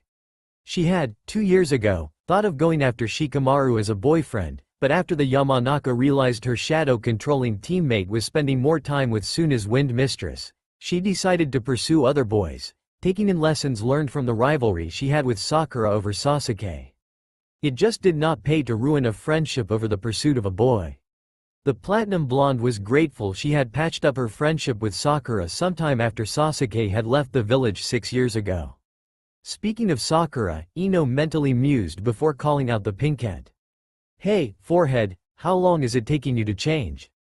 "Don't rush me, Ino pig." The reply came prior to Sakura's emergence from another changing cubicle. Like Tamari, Suad's apprentice wore a tight-fitting, one-piece, mini-skirted dress that shows off her legs and shapely ass. Yet this dress was black and full-sleeved, showing no cleavage. To finish off the outfit, she wore high-heel boots, similar to her kunoichi boots but with higher heels. The beautiful, only daughter of Yamanaka Inoichi mock pouted once more. "Oh, pooh. You're always so good in finding clothes that suits you." With a witty smirk, Sakura shrugged. "As you always say, Ino, if you got it, you flaunt it." Ino giggled at that. "I know." Tenten shook her head amusedly at the pair. It was hard to believe that these two fought each other in the preliminary rounds during the first Chunin exam years ago. Looking at them now, anyone who did not know these two would thought the 2 young women were always the best of friends. Tamari, however, softly chuckled. "You two know quite well, as Tenten and I, who has a body to flaunt, if she ever does flaunt it, that is." Tamari-kun, a soft female voice gently chided, almost wailing, behind a 5th cubicle. "You know I will not ever wear revealing clothes, no matter what. It's just not me." With that said, Hyuga Hinata, heir of the Hyuga clan, came out of her cubicle wearing a simple, light purple dress with short sleeves and calf-length skirt. The other four women grinned at their timid friend, their expressions showing they were just teasing. Out of the five of them, Hinata has been the most shy when it came to showing any femininity in public, and it came to no surprise she was like that, given her conservative and traditional upbringing as well as her personality. Of course, with a body like a goddess, the blue shade-haired woman has good reasons to not parade herself around Konoha, for she did not want all the wolves of the village to come at her, like they were all in heat. With a hand on her hip, the brunette of the Kunoichi 5 grinned reassuringly at her silver-eyed friend. It's not like you need to dress up revealingly at the dance club tonight, Hinata. Knowing Kiba, he will not mind you not showing off your body, being territorial as an Inuzuka can get. Ino snickered on that. Yeah, Dogboy does not want any other males sniffing out his territory. Tamari, Sakura, and Tenten laughed, while Hinata blushed while giggling a bit at the simple fact regarding her boyfriend. Of course, Kiba was also just as hormonal as any other man, thus there was no doubt he wouldn't have mind seeing his girlfriend in such revealing clothes just for his viewing pleasure. Speaking of boyfriends, Ino began before aiming crafty eyes at the weapons expert of their group. Are you bringing Naruto to the club tonight? Tenten rolled her eyes and frowned. I already told you last month at my birthday party, as well as several times in the last few days. Naruto and I are not dating, and you know already he'll be there with us tonight. He always had attended our large group social gatherings, unless he can't help it. The wily Ino was not perturbed. Sure you two are not dating. He took you out to dinner and gave you a beautiful necklace, which you've worn ever since, she finished with a finger pointing to the jewelry around Tenten's neck. Sakura elbowed her blonde friend. Will you stop that, Ino? She frowned. Tenten stated she and Naruto are just friends. Why are you pushing? He's friends with all five of us without being anything more. Who says I'm pushing? Ino countered back with a mock innocent face prior to her expression becoming sly again. I was just pointing out that Tenten has been spending more time with Naruto than with other people. A few days ago after her team came back, she immediately sought Naruto out, and the two has spent almost every day together since until today. Once again turning back to the mirror as she rolled her brown eyes, Tenten shook her head at Ino's consent badgering. I'm helping Naruto learn Kenjutsu, so he can better use those chakra kodachis, and only when I came back did he start helping me learn ninjutsu using my nature chakra. I really can't see why you keep persisting there's something more between us. Yet you enjoy spending time with him, do you? Ino immediately asked. With her eyesight locked on her necklace's mirror image, the bun-haired young woman grinned with a warm expression, her hand coming up to touching the tiny silver and gold kunai and shuriken. Of course, I do. He's a great friend to be around with. He's strong, determined, loyal, a hard worker, quite funny with a great sense of humor. And he's handsome, Ino added slyly. And he's handsome, Tenten copied before realizing what she just said. With cheeks blushing, the weapons mistress narrowed her eyes at the mirror image of a smirking, triumphant Ino. Sakura rolled her eyes. He's handsome overall. Why do you suppose he is on the top 10 of the most handsome single shinobi list according to the Konoha Kunoichi magazine? Ino, you're proving nothing so far regarding anything happening between Naruto and Tenten. The bleached blonde huffed and waved her best friend's points away. Like why should you care? She inquired before locking her eyes with green ones, her lips forming into a gentle grin. You had a chance with him, and you chose Sasuke. The pink-haired medic sighed with a somewhat sad grin as her eyes cast downward a bit. Yeah, I did, but I couldn't help but fall in love with the new Sasuke that came back home. I would have chosen Naruto eventually, if Sasuke didn't come back. Bright, moist green eyes came up to lock on her friend's blue ones. I'm glad that Naruto was understanding and still kept to being my best male friend. Despite I know he was heartbroken, he still wanted to be my friend. A tear rolled down her cheek just before she turned her head away, closed her eyes, and titled her head down with a wide grin. With a heart that big and forgiving, any woman should be honored to earn his love. An understanding Ino placed a supportive arm around her friend's shoulders, and the next thing they knew, they were hugging each other as Sakura happily cried. Making Ino produced a few tears with a grin. Knowing her longtime best friend was so right regarding how big a heart Uzumaki Naruto has. Her hands clasped over her heart, Hinata too closed her eyes and grinned with warm thoughts on the blonde shinobi. She cared for Kiba deeply, but part of her would always be Naruto's. Like Sakura, she would always be his friend for the rest of his life. Naruto-kun, she mentally spoke the name fondly, a single tear escaping her eye.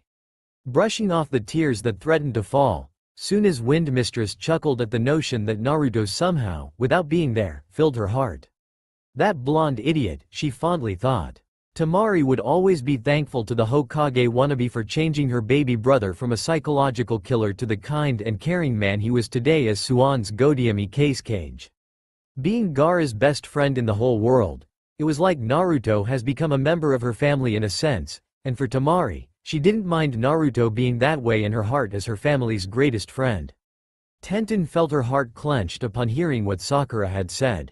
It was extremely rare in this world to meet people who were forgiving with a big heart as Naruto. Most guys would feel somewhat betrayed that the woman he loved would fall for another guy, but since they had not ever been boyfriend, girlfriend per se, it was somewhat easier for Naruto to let Sakura go. It was hard to say whether he would have been forgiving if they had been boyfriend, girlfriend, but knowing the big blonde, Tenten thought he would have forgiven his Kunoichi teammate. Feeling a few tears trailed down her cheeks, the brown-haired Kunoichi grinned warmly as she fingered her necklace with thoughts on the blonde, blue-eyed shinobi with whisker birthmarks on his cheeks. I wonder what you're doing right now, Naruto. Aachoo. A loud masculine sneeze reverberated in the forest. Ha, I found you again, Naruto. Cried out another guy, which followed by a few eager barks from a large dog. Let's go, Akamaru. Gatsuga, piercing fang. Ah, crap, Naruto said while perching on a tree branch, before he immediately launched into the air to avoid two large spiraling twisters, which destroyed the branch. He landed on the forest floor in time to see his friend Kiba landed a moment later in front of him, while Akamaru, transformed to look like his owner, landed behind the blonde Chunin. I really wish people out there stop talking about me. I'm in the middle of a battle. Hell, no. Kiba grinned widely and evilly, which Akamaru matched. I want them to continue to talk about you. The more they talk about you, the more you sneeze, and the more you sneeze, the more you can't hide from Akamaru and me. Naruto muttered, I really regret now about agreeing to not use Kage Bunshin at the beginning of this fight. Kiba snickered, obviously having heard his friend's mumbling. Well, I was not the one being so why and thinking he can win without his signature jutsu. With a fierce grin, he began running toward his opponent, which Akamaru copied on the other side. Gatsuga. Thinking quickly, Naruto reached behind his back to unsheath his kodachis as the twin Inuzuka twisters approached. Pushing his nature chakras speedily into the blades, the blue-eyed shinobi swiftly waved the twin short swords in a kenjutsu pattern around his body. Fuuden. Case Cabe, wind element, wind wall. A cylinder of wind, much like a twister, surrounded Naruto up to several feet above his head, deflecting Kiba and Akamaru's attack and flinging the pair away. Landing on their feet and using their hand claws on the ground to break to a stop, Kiba and his canine partner growled at Naruto, who smirked before launching into the air diagonally. The Inuzuka duo immediately followed after him, not wanting to give the blonde a second of rest. Seeing his enemies coming right at him, Naruto waved his chakra-filled kodachis into another pattern. Fuuden. Cabe Nami, wind element. Wall wave. He cried out before slashing the blades horizontally in front of him, creating a large crescent wall of wind heading straight toward Kiba and Akamaru. And unable to maneuver in midair, the pair was forcefully carried away from Naruto by the wave of wind. Knowing he has only a few seconds until the wind wave dissipated, Naruto landed on the ground with a tree behind him and a tiny clearing in front of him. He thrust his swords into the ground to make them stand upright on their own, before his freed hands began going through hand seals rapidly. Oh, no, you don't. Kiba yelled as the wind technique died down, enabling him and Akamaru to each stick to the trunk of a separate tree.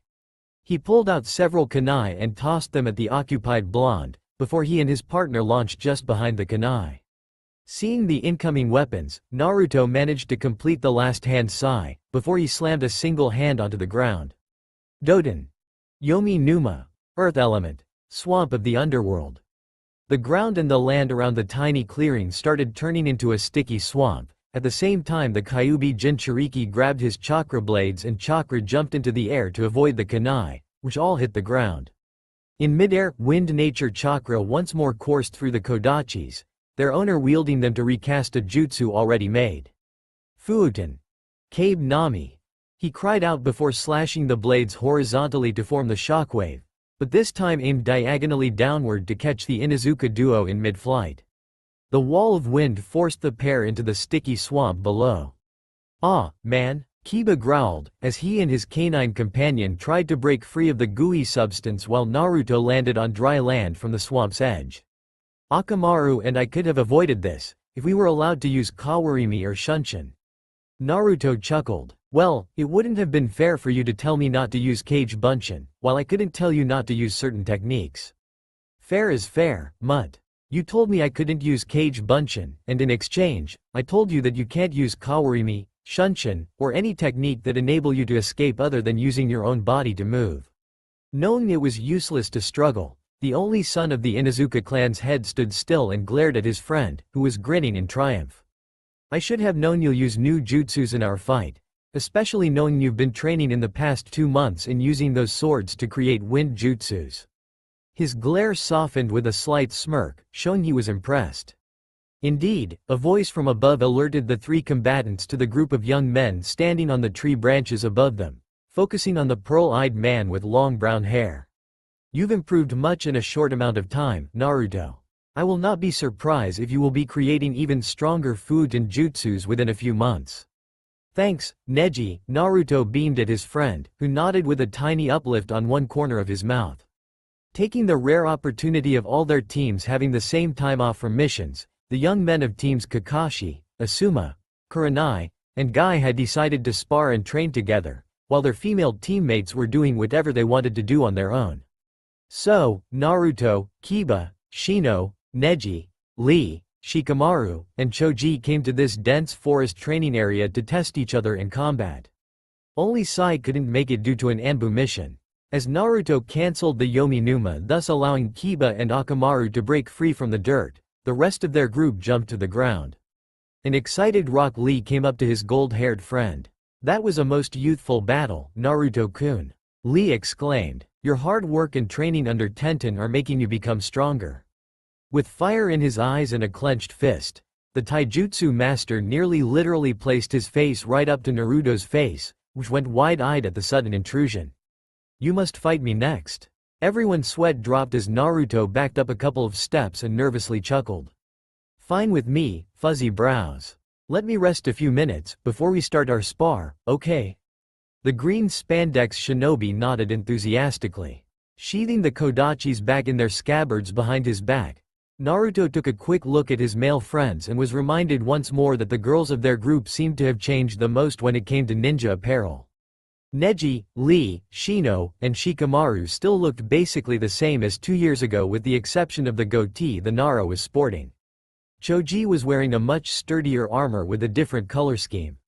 Kiba has changed the most, for he now wore his Chunin vest over a short-sleeved brown jacket with fur trims on the sleeves, fishnet undershirt, brown camouflage pants, and brown shinobi shoes. With his brown hair much wilder, he certainly has the looks of a fierce warrior you did not want to mess with. Of course, Naruto couldn't forget that he too has changed his outfit with the exception of the red haori. "Naruto," Neji's voice brought the young toad sage out of his thoughts. "Tenten had told Guy-sensei, Lee, and I that you were going to teach her jutsus using her elemental chakra. I presume you've started her training the day after we came back, correct?" Naruto grinned with a single nod. "Yeah, nothing major yet, Neji. Just the basics for now. She does have great chakra control, and even though her control is not on the level as Sakura-chan's, it'll help her master jutsus as she progresses." Neji nodded in understanding at this. Thinking back to a few days ago, the blonde shinobi mentally grinned that his weapons-loving friend sure would become a kunoichi not to tangle, if she ever mastered her nature chakra. Using the simple test of pushing chakra into a single slip of chakra paper, they'd found that Tenten's chakra element was fire, the most common among most of the Konoha ninja population. With a few beginner's scrolls in Kaden jutsus, the weapons mistress had begun her elemental training. "Are you ready, Naruto-kun?" Lee grinned, eager to spar with his friend, rival. "Unlike Kiba-kun, I will not pose any restrictions on you." Fight me with everything you have. With an eager grin, Naruto nodded once before venturing out into the clearing with Lee following. The taijutsu expert quickly stood into his usual starting stance with one hand behind his back and the other extended in the front upward with palm facing inward. And once the Hokage wannabe took a stance, both young men waited until one or the other would begin. A few seconds before he began to charge at his new opponent, Naruto had one last thought regarding the brown-eyed kunoichi with brown hair put up into two buns. Given your personality, I think I shouldn't have been surprised your nature chakra was fire, he mentally and fondly grinned. It suits you, Tenten. With that warm thought, Uzumaki Naruto went into battle mode as he began the spar against Rock Lee. The music was playing loudly. The strobe lights and disco ball were flashing on and off around the place, especially over the dance floor. The sounds of dancing feet, conversations, and partying could be heard everywhere. These were what the human senses were conveying at one particular dance club in Konoha. It was filled with people who came out at night to party, socialize with friends, and have a great time. With a couple of bars off each side and a large dance floor in the center surrounded by tables and side and corner booths, it was one of the most popular clubs in the village. Walking into the club, wearing dark pants and black button-up shirt with an orange leaf symbol on the left, one Uzumaki Naruto scanned the semi-dark club before wandering off in search of his friends. Spotting a large rectangle table with 8 familiar people sitting around it, he smiled and headed for it, and once he was in visual range, he greeted his friends, who in turn had spotted him as well. "Hi, guys." Naruto waved to everyone there. "Well, it's about time you show up." Kiba joked. "I was wondering if you were kidnapped by the Hokage to do her paperwork." "Nah," the grinning blonde man responded back with a dismissal wave. "Ba-chan would have just destroyed the paperwork than bother kidnapping me to do it for her anyway." Kiba and the others laughed, as Naruto settled into an empty seat to the left of Tenten, who smirked and shook her head at him for making fun of her idol. "You know," Tenten began while pointing to her whisker-faced friend, "even after all these years, I still can't understand why you continue to call her Ba-chan. Will it hurt to even call her Hokage-sama once?" Naruto chuckled. "If I did that, then she would think something is wrong with me and put me under observation. Now, why would I do that?" He finished with a teasing voice, his eyes locked with brown ones as a few chuckles was heard around the table. Tenten playfully stuck out her tongue at him. Chuckling at the mischievous kunoichi, Naruto's eyes quickly scanned the table and everyone's position relative to his own, sitting at one corner with his back to the dance floor. Going clockwise, Kiba was to his left, sitting at the head of the table, followed by Hinata, Ino, Choji, Lee, Shikamaru, who sat at the other end, Temari, and finally Tenten. After giggling at the playfulness Tenten displayed at her fellow blonde, Temari spoke up to him. "Tenten told us girls today that you're aiming for the Junin promotion. Is this true, Naruto?" "Yep," Naruto confirmed with a grin. "That's why both Tenten and I are helping each other train, so we can prepare to take the Junin promotion test." "Both of you?" Kiba raised his eyebrows, and after the pair nodded in affirmative, the Inuzuka narrowed his eyes at his whiskered friend. "Why didn't you say anything about this before?" Shikamaru rolled his eyes. Maybe because no one bothered to ask him? He too felt a bit put off that Naruto didn't say anything, but then again, the Nara knew it was none of his business, whether or not any of his friends aim for advancement to the Junin rank. Whether a person wants the promotion or not, it's none of anyone's business. Ino snorted a laugh, this coming from a man who was somewhat motivated by his girlfriend to seek out the promotion. Wearing the mini-skirted dress she had bought from the clothes store earlier in the day, Temari smirked at the lazy genius, who sighed with a lazy grin at his Suna love before picking up his drink glass. "Troublesome woman," he muttered before his lips took in a sip. Her giggle told him she was amused. Kiba took a sip of his drink before thumbing himself. "Well, I'm not going to wait any longer. If Naruto is going to take the test, so I'm not going to sit back and watch you." He pointed to his blonde friend. "Get ahead of me." "Now, Kiba-kun," Hinata softly chided with a small grin, her hands adjusting the skirt of her haltered top, light blue dress. "Not everyone has what it takes to become a Junin. I'm perfectly happy staying as a Chunin. As heir of my clan, I simply do not have the time or luxury for the duties the Junin rank entitles." "Speak for yourself," Ino mumbled. "I wouldn't mind getting that promotion." The Yamanaka took a gulp of her drink. Damn, forehead. She had gotten ahead of me. She trained blue eyes to her brown-haired teammate besides her. Least Choji and I are stuck together in that department. She smiled sweetly at the Akamichi, who grinned with blushing cheeks at his beautiful friend. After downing another sip, Kiba aimed a finger at the long-haired platinum blonde. Well, Shino had gotten ahead of me, and I'm not going to let Naruto do so. Tenten rolled her eyes at the dog handler's complaints. I certainly am not complaining that my teammates have jumped ahead of me in rank. Her lips turned from a frown to a confident grin. I'm going to do something about it, she said prior to locking eyes with the dark ones of her green-loving teammate.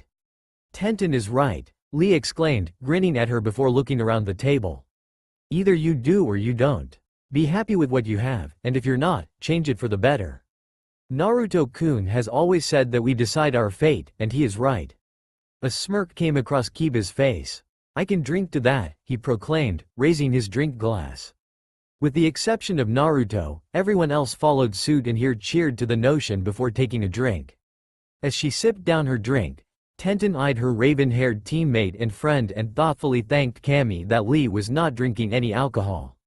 At Naruto's suggestion 2 years ago, Lee had been told about his drunken fist abilities and the severe effects produced when he even drinks a tiny amount of alcohol.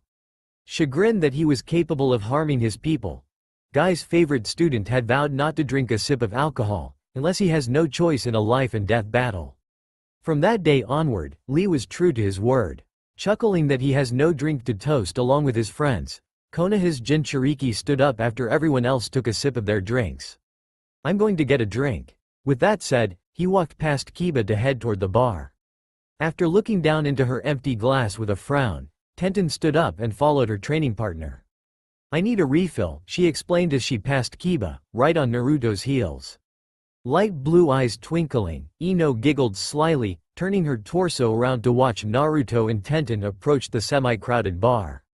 Oh, I can't wait to see how those two interact, she cooed, causing everyone else to eye the pair. I still think there's something going on between them, no matter what Tenten says. Shikamaru sighed and shook his head. Ino, you're such a romantic gossiper. He lifted his glass to his lips to take a sip, choosing to not stare at his two friends like a leering fool. Arriving at the bar, the blue-eyed young man placed an order with the bartender. 1 bottle of sake with a glass, please. As soon as he said that, he felt a presence next to him to his left, thus Naruto was a bit surprised to find Tenten there, when she wasn't there a moment ago. Can you refill my glass, please? The bun-haired woman asked the bartender. Soda and gin. As the bartender immediately attended to their orders, Naruto turned fully about to face his kunoichi friend. You're looking good tonight, weapons girl, he grinned, his eyes praising her form from head to toes. New outfit? Tenten felt her cheeks flushed. Partially, she replied with a tiny smirk, not minding his examination. She wore the white, lace, satin blouse she had bought today at the clothes store with a black miniskirt she already had in her wardrobe. High-heel shoes encased her feet, and the necklace he had given her was around her neck. To finish the feminine touch, her makeup was consisted of red lipstick and light brown eyeshadow. Overall, she knew she looked good, but it was a boost to her self-esteem that Naruto thought she looked quite appealing to him. His appraisal made her feel womanly and that was saying a lot to her what she thought about the handsome blonde shinobi. Deciding to return the favor, Tenten eyed her friend in the same manner as he did with her. You're not looking bad yourself, Whisker boy, she mentioned coyly just as the bartender left their orders in front of them on the bar. Naruto raised an amused eyebrow at the nickname she had started calling him in recent days after her team came home from their mission. He didn't mind it at all. I aim to please. I take you like what you see. Yep, she replied with a teasing grin. You better watch it, or else, you might draw all the women in the club to you. Not likely, a chuckling Naruto dismissed such a notion. The only women I'm going to pay attention tonight are Ino, Hinata, Tamari, and you. With that said, he reached over to fill his glass from the sake bottle. Hearing the emphasis, Tenten pleasantly smiled at her training partner. He seemed to know precisely what a woman wanted to hear. In that case, you better prepare yourself for a night of dancing, Naruto. I'm looking forward to have some fun. And have fun, you will receive. Naruto grandly smiled at her, enjoying seeing that smile on her face. Picking up his glass, he toasted to her. To fun. Tenten took her glass and mimicked his action. To fun, she agreed, and with a clink of their glasses, the pair sipped their drinks, each not minding at all what lay ahead. Over at the table, Ino was giggling at what she saw. I couldn't hear a word that was spoken, but from their facial expressions, I say those two are flirting. She giggled some more, narrowed eyes twinkling. Oh, the rest of the night is going to be fun. And fun, they all enjoyed. As the evening progressed, the group of 9 friends drank, talked, and danced the night away. Each of the guys danced with each of the gals a few times, but the 4 women mostly stayed with their boyfriends or particular men as time went by. So it came to no surprise a few hours later, when during a fast dance number, a tipsy Tamari was dancing quite suggestively against Shikamaru, who knew what the Suna Wind Mistress would want from him later on in a more private setting. Kiba, who was also tipsy, danced close to Hinata without making contact much. At the table, a slightly bombed Ino was clinging to an amused and flabbergasted Choji, who wondered if his pretty teammate was really coming on to him. Lee had managed to make a couple of new female friends he met at the bar, thus he was currently dancing together with them.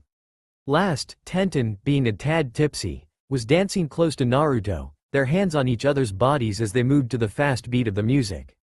Laughing and enjoying herself tremendously with her hands around his neck, the weapons mistress has to admit that her dance partner sure knows how to sway to the music. Oh, they had danced together during social functions in the past, but this time was different, for Tenten wanted very much that he to be her main dance partner for tonight. With his hands holding his kunoichi friend by the waist, Naruto too was enjoying himself highly, loving hearing her laughter and seeing her grinning up at him as they moved together as one to the fast-paced music. For some strange reason, the blonde wanted to stay by her side tonight. Maybe it was due to their bond as training partners, or their goal to get that Junin promotion together. Regardless of his reasons, he wanted to be there for Tenten, and tonight, he wanted her to have fun, which they were both taking pleasure in spades. Feeling impish to tease him, Tenten twisted around in his hands, and before Naruto knew it, she was grinding her back and behind into his front, her hands over his as she guided their movements. He was taken aback at first at the sudden change, but as his cerulean eyes locked onto her teasing chocolate ones after she turned her head to look at him, the young man deviously grinned and began grinding back, making her grin wider. "You're being a tease, weapons girl," Naruto jokingly chided softly for only her to hear. A snicker escaped Tenten's mouth. "Look who's talking, Whisker Boy," she responded in the same tone. "You're having fun, aren't you? I have to say the same with you," he immediately fired back, making her laugh as they twisted and grinded together. Over at the table, Ino whistled at the display Tenten and Naruto were presenting. "Look at those two go," she exclaimed before her lips carved upward on one side. "Not boyfriend and girlfriend, my ass. They're teasing and flirting with each other. I say it's only a matter of time." Choji shrugged, chopping down on pretzels happily. "They're having fun, that's for sure." Mischievously eyeing her teammate, the long-haired blonde leaned over to whisper right into his ear. "How about you and I go out there to have some fun ourselves?" She purred. The big, broad Akamichi nearly had a heart attack right there, his mind being fried with images of being that close and personal to a beautiful girl, who was only wearing black, spandex shorts and an eye-popping, tight, crop top, short-sleeved, purple blouse which displayed her cleavage. He did his best to not get a bleeding nose. Ino was inwardly giggling at Choji's reaction. "He's so cute all flustered like that. Maybe I should keep him." A few minutes later, the fast-paced song and music reached its end, prompting everyone on the dance floor to clap as most caught their breath. A moment later, soft slow-paced music started to play. A few couples left the dance floor at the same time others joined onto the floor, while those on the dance floor began to slow dance with the strobe lights adjusting to create a romantic atmosphere. As a soft grinning Ino, who wanted to dance, led Choji onto the dance floor, Naruto and Tenten closely and slowly swayed back and forth in front of each, their eyes locked together with her hands on his shoulders and his on her waist. Both felt warm and secure in each other's company, letting the soft music guide them around. "Kami, he definitely is handsome," Tenten thought, letting herself be lost into those sea blues of his.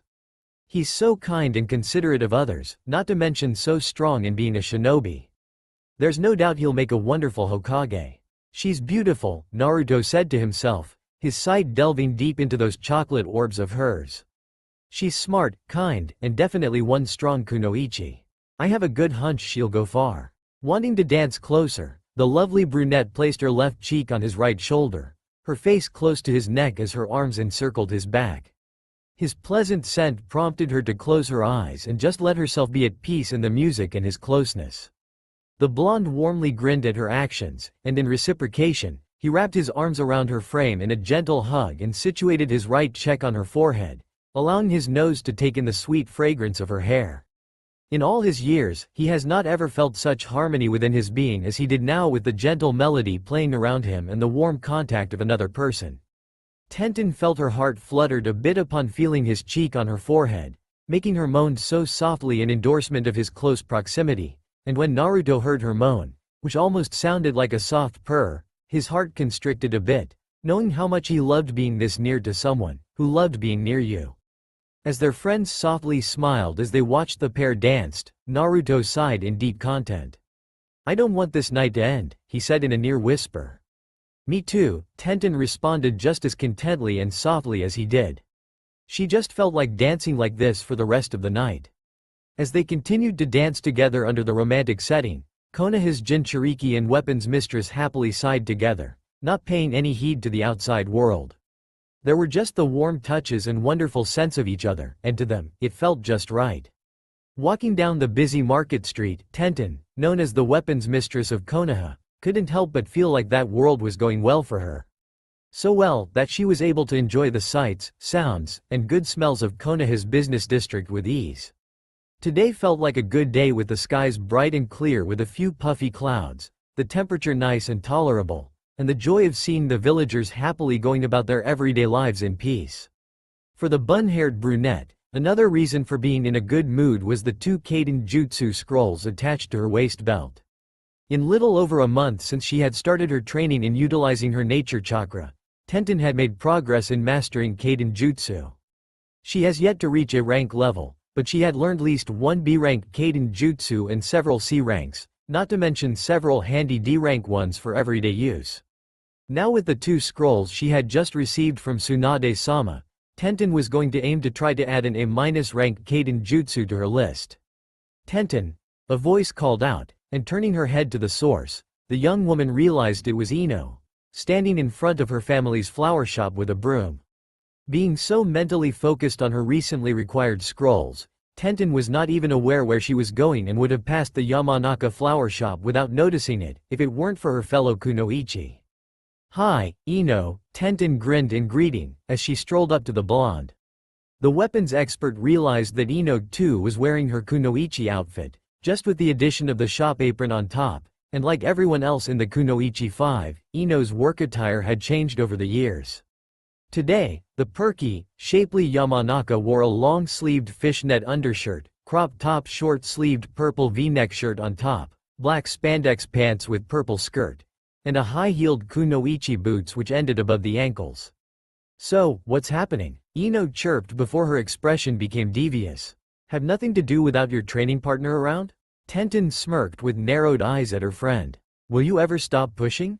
Ever since that night at the dance club last month, Ino had constantly teased her regarding the nature of her relationship with Naruto. "Nope," the blonde impishly answered. "You can't hide the fact that you're interested in Naruto."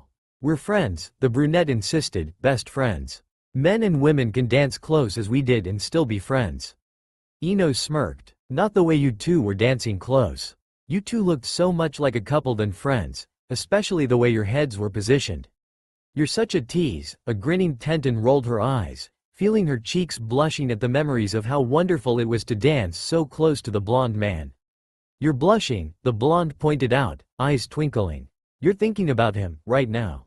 With one hand on her hip, the weapons mistress Ailey grinned. "That's because we are talking about him.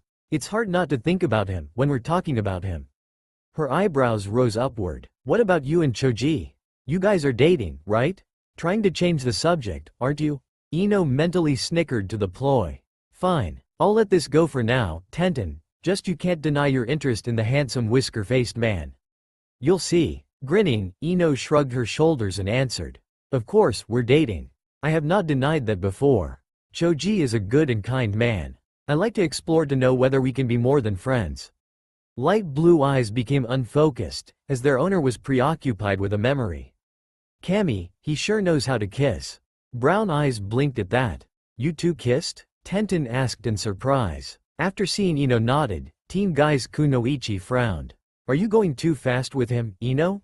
You only had been dating him for less than a month. Ino chuckled good-naturedly. You're making it sound like we're already betting each other.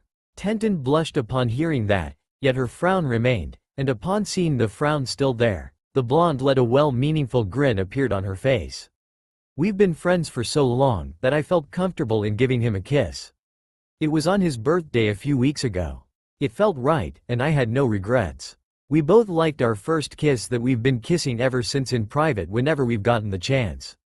Her expression became gentle. Tenten, it's just a matter of whether you're comfortable and trusting with a man to give him a kiss on the lips.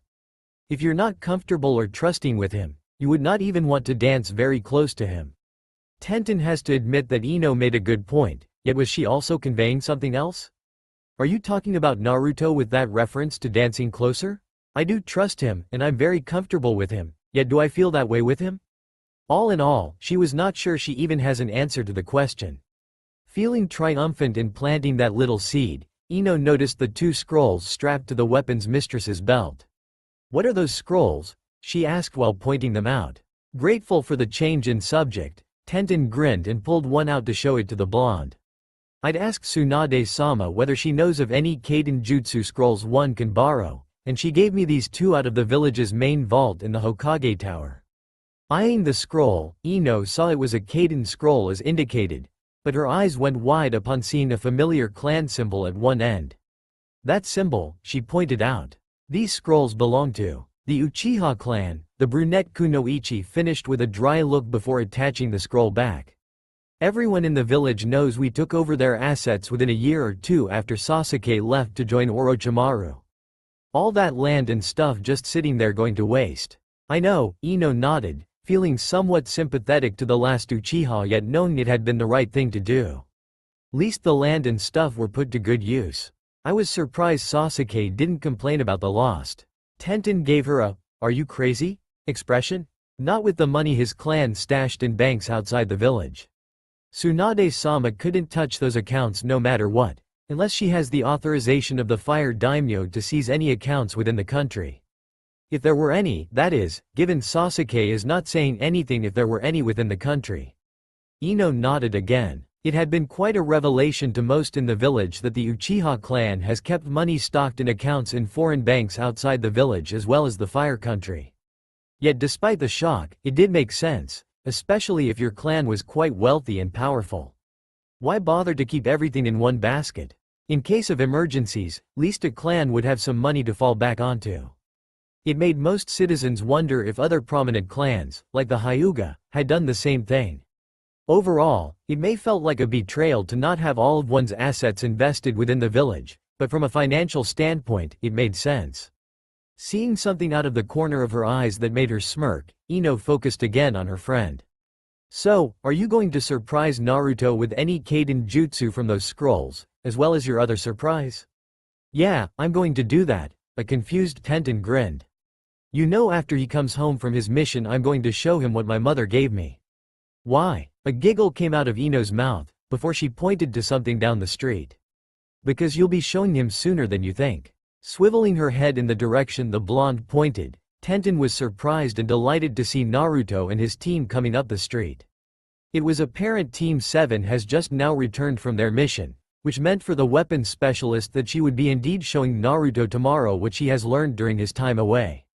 A happy smile graced the Jinchuriki's face upon spotting the 2 girls. Tenten, Ino, he waved as he, Sakura, and Yamato Taiko approached. It's great to see you too. Hi, Naruto greeted Tenten warmly to him before giving him a hug, which he returned just as warmly. She hugged her pink-haired friend too in greetings, as well as welcomed Yamato with a verbal greeting. After Ino too greeted the team with a friendly hug to Naruto and Sakura, did the brunette Kunoichi address Team 7 as a whole. I take the mission went well? Sakura answered with a ed grin. Typical escort mission, nothing exciting happened. I am so looking forward to get home and relax. And I'm looking forward to some ramen from Ichiraku's. Naruto grinned toothily, making Ino chuckle and Tenten and Sakura shaking their heads amusedly. Yamato simply grinned at the young man, knowing despite how far Naruto has grown as a person, he was still the same in some ways. Cerulean orbs taking in his female friend and training partner, Naruto became aware of the two scrolls on her belt. Are those Kaden scrolls? He pointed out with a finger.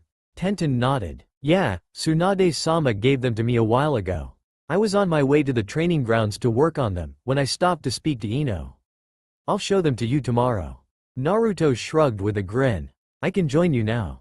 We don't have to wait until tomorrow, if you want. A tiny chuckle indicated Tenten was amused and not surprised at what he said. Naruto, you just came back from a mission, and you want to join me in training? She mentioned with a raised eyebrow. It is mid-afternoon, thus why don't you go and relax after reporting in to Tsunade-sama? Go to Ichiraku's as you planned. As I stated, I'll show you the scrolls tomorrow. Yeah, Naruto, Ino joined in, teasingly ribbing him. There's more to life than just training and missions, you know. Her blue eyes briefly locked with the seafoam greens of her best friend, passing a message between their eyes. The blonde man chuckled and held up a hand. Yeah, I know. I'm just eager to return to my training with Tenten. We have a lot to learn if we're going to get that Junin promotion. He trained his sights on his bun-haired partner, placing a hand on her arm. I'll see you tomorrow then. Sure thing, Tenten reassured him, grinning warmly at him. I'll see you tomorrow. With a wave of goodbye to both Ino and Tenten, Naruto began walking off toward the Hokage Tower with Yamato, who also said his farewells to the two kunoichi. Yet a few seconds later, both stopped and turned around upon noticing their female teammate was not following. Come on, Sakura-chan, the blonde called out.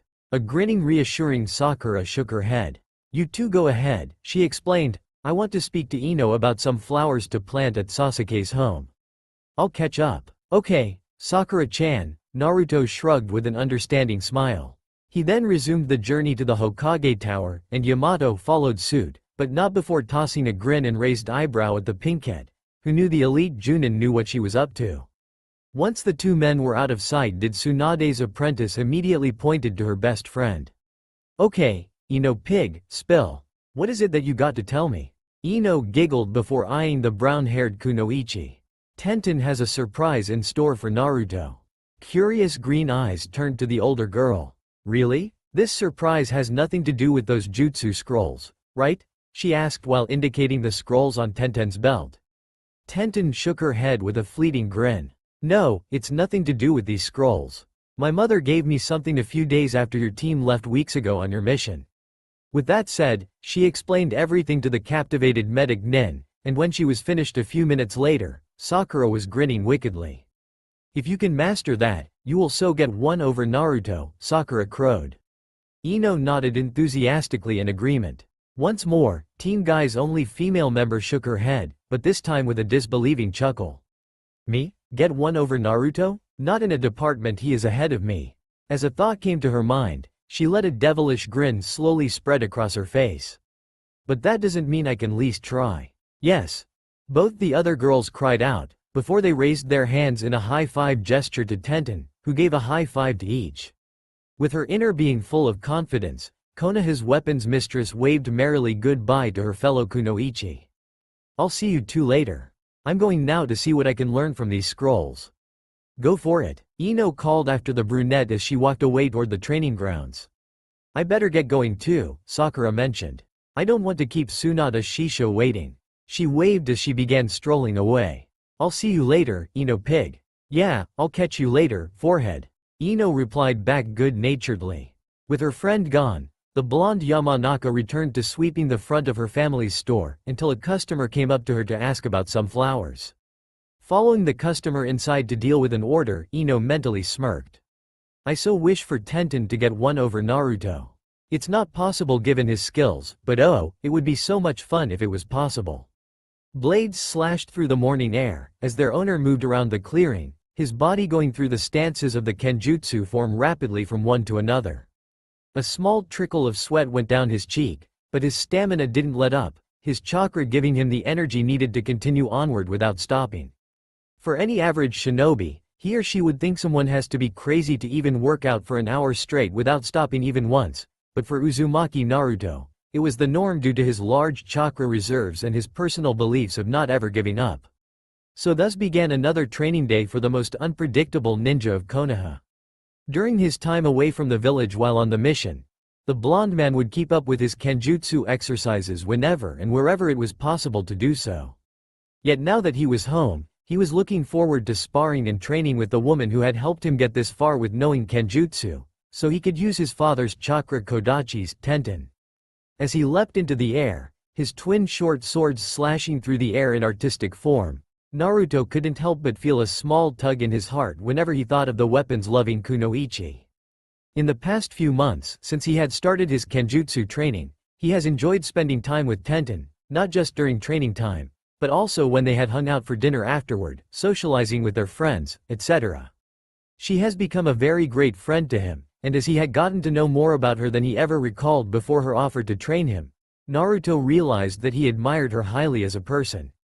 Tenten was strong and serious as a kunoichi, yet as a woman, she was kind, understanding, and has a great sense of humor.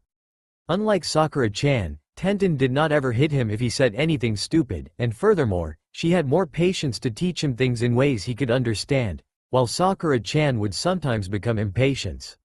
Overall, it came down simply that Naruto knew that he truly liked Tenten and rather be with her than with anyone else in his group of close friends. Feeling a familiar presence nearby, no doubt watching him, the whisker-faced blonde let a small smile graced his lips. He didn't mind her observation of him at all, especially since that night at the dance club. It felt nice that she wanted to watch him. Leaning against tree, Tenten warmly smiled as her brown eyes took in his supple form doing the kenjutsu moves. She was no fool to not tell that he had noticed her, but he didn't seem to mind, thus why she continued viewing him, giving her a heart a tug in knowing he trusted her. Trust. It was something she knew all her friends and comrades have toward one another.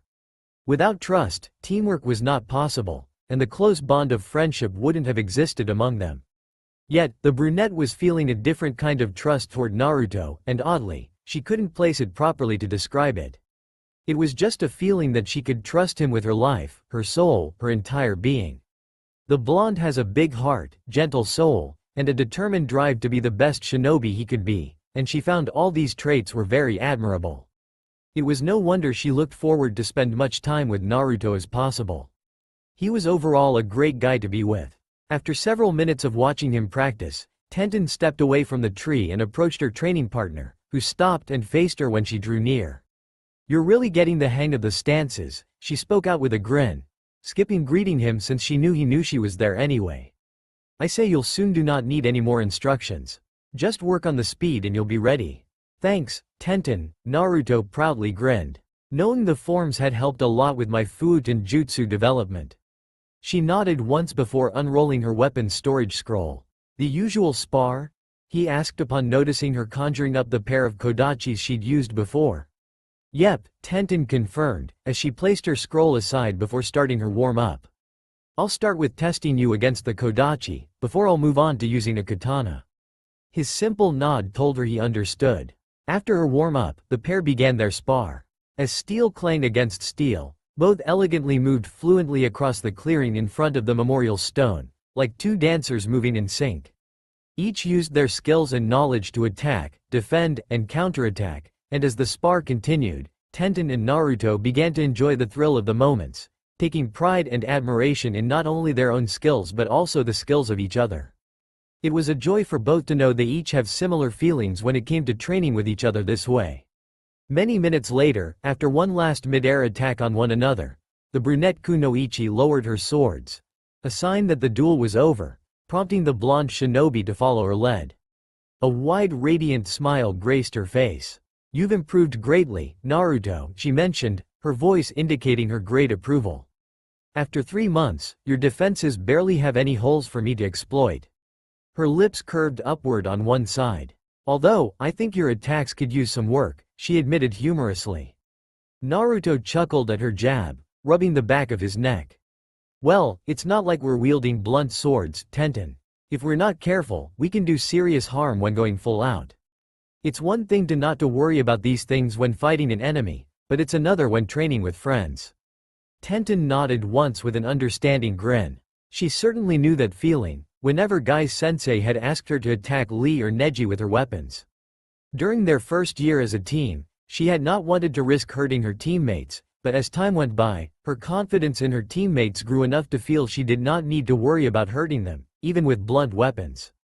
Getting into a fighting stance and holding up his blades, Naruto gave his training partner a wide grin. "So, ready to go another round?"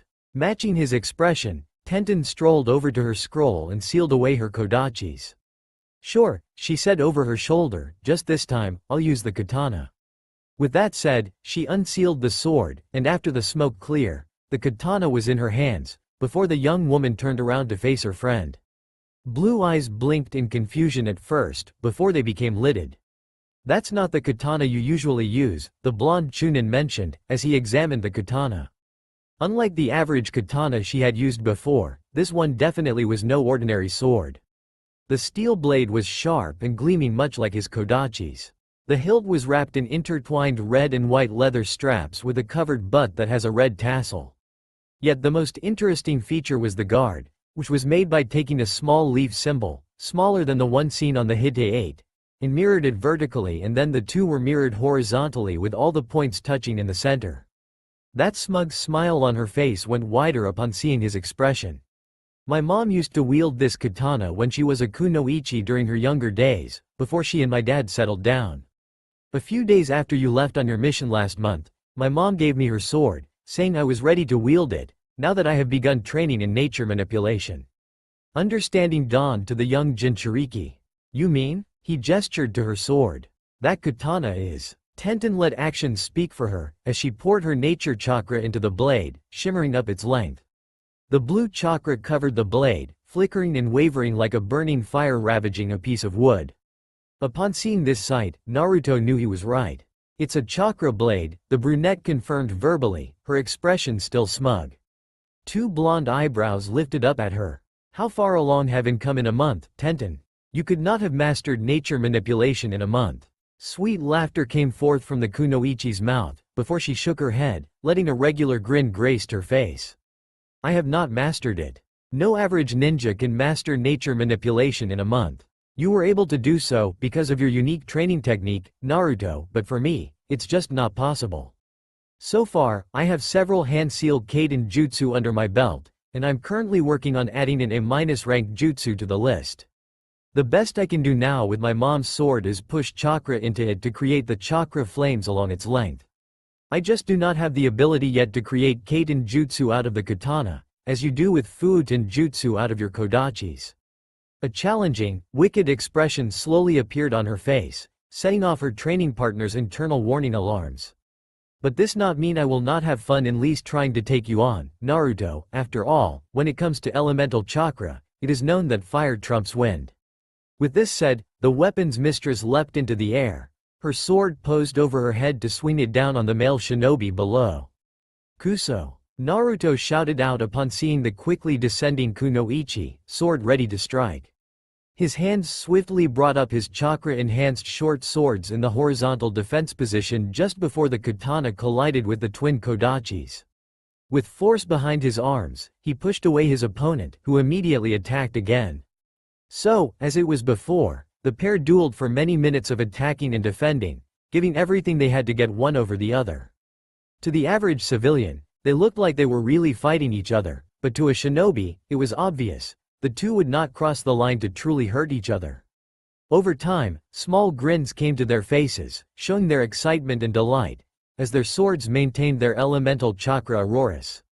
"Kami!" Tenten mentally exclaimed, while dodging an attack by back-flipping a few times before going on the offense.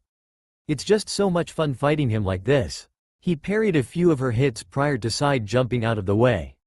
"Neither Lee or Neji have ever given me such a fun workout." With gleaming eyes, the weapon's mistress once more went on the attack. "It has been a long time since I had this much fun training," admitted a grinning Naruto to himself, while blocking and evading the kunoichi's assaults. He then began pushing back his opponent with various counterstrikes. "It's quite a rush to train like this, not to mention the great company." After taking a small jump backwards to give some space between them, Tenten swung her katana overhead before commencing a hard downward stroke. Naruto, seeing the attack, quickly crossed his kodachis into an X, and once the katana met the kodachis, he clamped the short swords over the long sword in a scissor fashion, his fisted hands over hers, prior to swiftly forcing the katana and her arms to his left, which was her right. This final move compelled her body to lurch forward to go with the flow of her trapped hands and forearms. Thus her body found itself close to his with legs spread as they looked into each other's white faces. "Well, it looks like I won, weapons girl." The tall blonde smirked slightly down at the woman before him. "Ha," grandly replied the brunette. She tried to pull her sword and hands free, but the man's hold was firm despite they were fisted around his swords. "You know I'm better than you in Kenjutsu, so how do you know whether I'm just playing?" "True," he nodded in agreement. "Then again, you're the one in a compromising position now, he finished with his smirk widening. Tenten's expression radiated the challenge. "We'll see about that, Whisker Boy," she grinned defiantly. Once more she tried to pull free from his grip, giving all her strength behind the move, but her challenger stood firm, keeping his hands locked over hers. Being bigger and stronger than her, not to mention having more chakra than her, it was clear to Tenten that Naruto could keep her trapped until she exhausted herself. With one last effort, the bun-haired Kunoichi gave everything she got to pull herself free. What happened next was totally unexpected. Naruto, wanting to keep his hands locked over hers, had his arms temporarily yanked to his right, their arms going upward on the momentum. Yet the next moment, he pushed their arms and hands back down toward his left, tugging her body forward once more, but this time, Tenten, with a yelp, came crashing into his body, chest to chest. Her head shot up at the same time his head looked down, and before they knew it, the pair found their faces were close together. Very close together. All time stopped as the startled training partners stared into each other's eyes. Each could feel the breath of the other as well as the quickening of their heartbeats and the slow blushing of their cheeks. "Ten-chan?" Naruto whispered, unable to tear away from those expressive chocolate eyes drawing him in. Her scent was wonderful to his nose, and she looked so beautiful, especially those pink lip-glossed lips. "Naruto-kun?" Tenten spoke back just as softly. She was drowning in those lovely sky blues of his. His scent was intoxicating, and he was so handsome.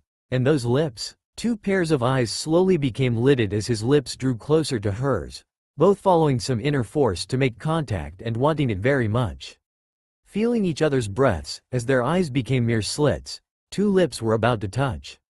Suddenly, brown and blue eyes shot wide open, feeling something else that made two heads slowly turn together toward the source, the swords in their hands.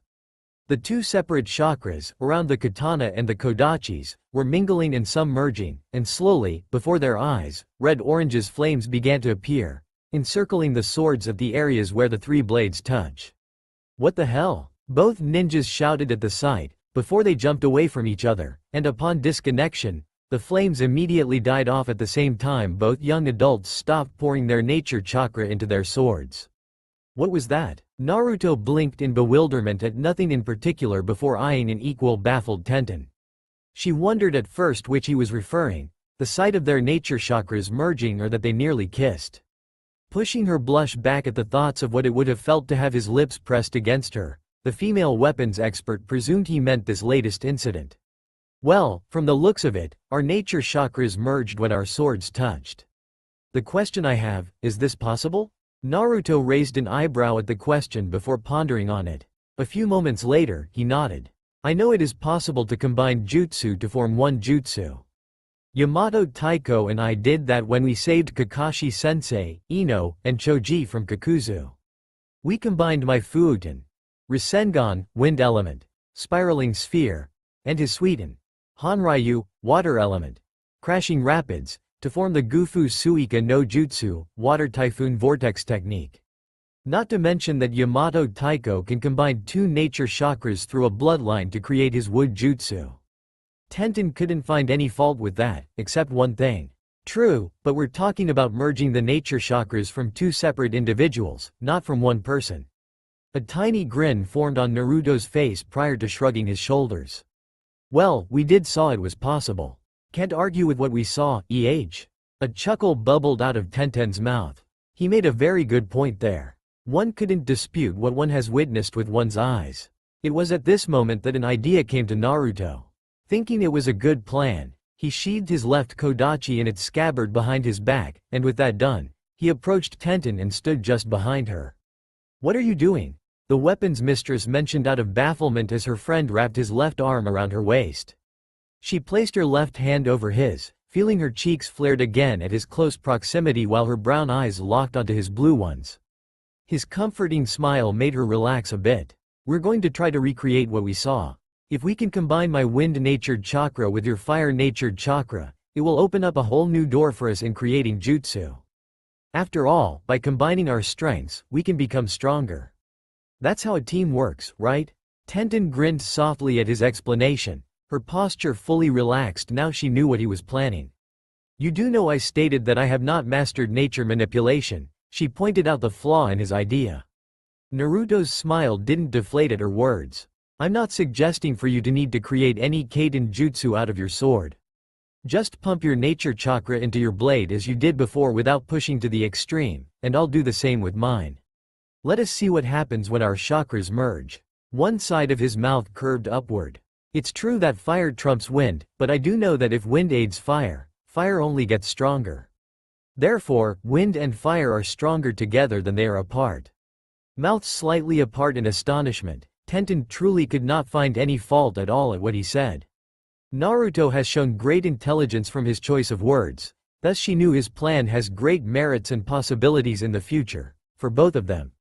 Letting a warm and confident smile slowly form on her face, the brunette squeezed his left hand and settled into his embrace, her back relaxing against his chest. "So how do we accomplish this?" she asked. She has a good hunch what they were going to do, but she wanted to hear it from him. Cheeks becoming a bit rosy from her nearness, the blonde shinobi began to enlighten the brown-haired kunoichi. "It's simple. Extend out your katana, as it was before." He watched her extend out her right arm with the long blade, pointing it outward. "Now, I place my kodachi over the katana like this." His right arm reached out and placed the short sword next to the longer one just at the upper right of its length. The tip of his blade touched the steel of hers with his fisted hand on top of hers just to the right. "Now we pour our nature chakras into the swords and see what develops. Trust me on this." Looking from their touching swords to his face, which was focused on the blades, Tenten felt an emotion inside to compel her to lean her head up enough to plant a warm kiss on his left cheek. A surprised Naruto spun his head around to look at his partner, who was supporting a trusting and warm expression at him. "I do, Naruto-kun, I do," she grinned warmly. At her words, Naruto felt a stirring in his heart, knowing she placed this high level of trust in him. He was determined to not let her down. "Thanks, Ten-chan," he smiled back just as warmly. After a minute of looking into each other's eyes, the pair once more focused on their swords with warm determination etched on their faces. With the memorial stone to their right sides and swords pointed toward the river, Tenten and Naruto poured their nature chakras into their chakra blades. They watched as the two chakras didn't do anything at first, but slowly and as expected, the two started to mingle and merge. The two chakras began to grow, one strengthening the other around the swords, proving the power that came what two could accomplish when they worked together. For most people in the world, education of a person would fall mostly in the person's childhood years, which started with infancy up to adolescent. Of course, most consider any education beyond adolescent to be just additional higher education separate from the basics. Yet, in reality, education would be continuous throughout a person's life, for no one truly stopped learning as he or she reached a certain age. This wisdom was particularly true for everyone in the shinobi lifestyle. A ninja did not stop learning after reaching a certain rank or level, for doing so would be proven fatal against opponents, who could counter a jutsu or form. It was true that continuous education did not guarantee a ninja would live a long time in an unpredictable shinobi world.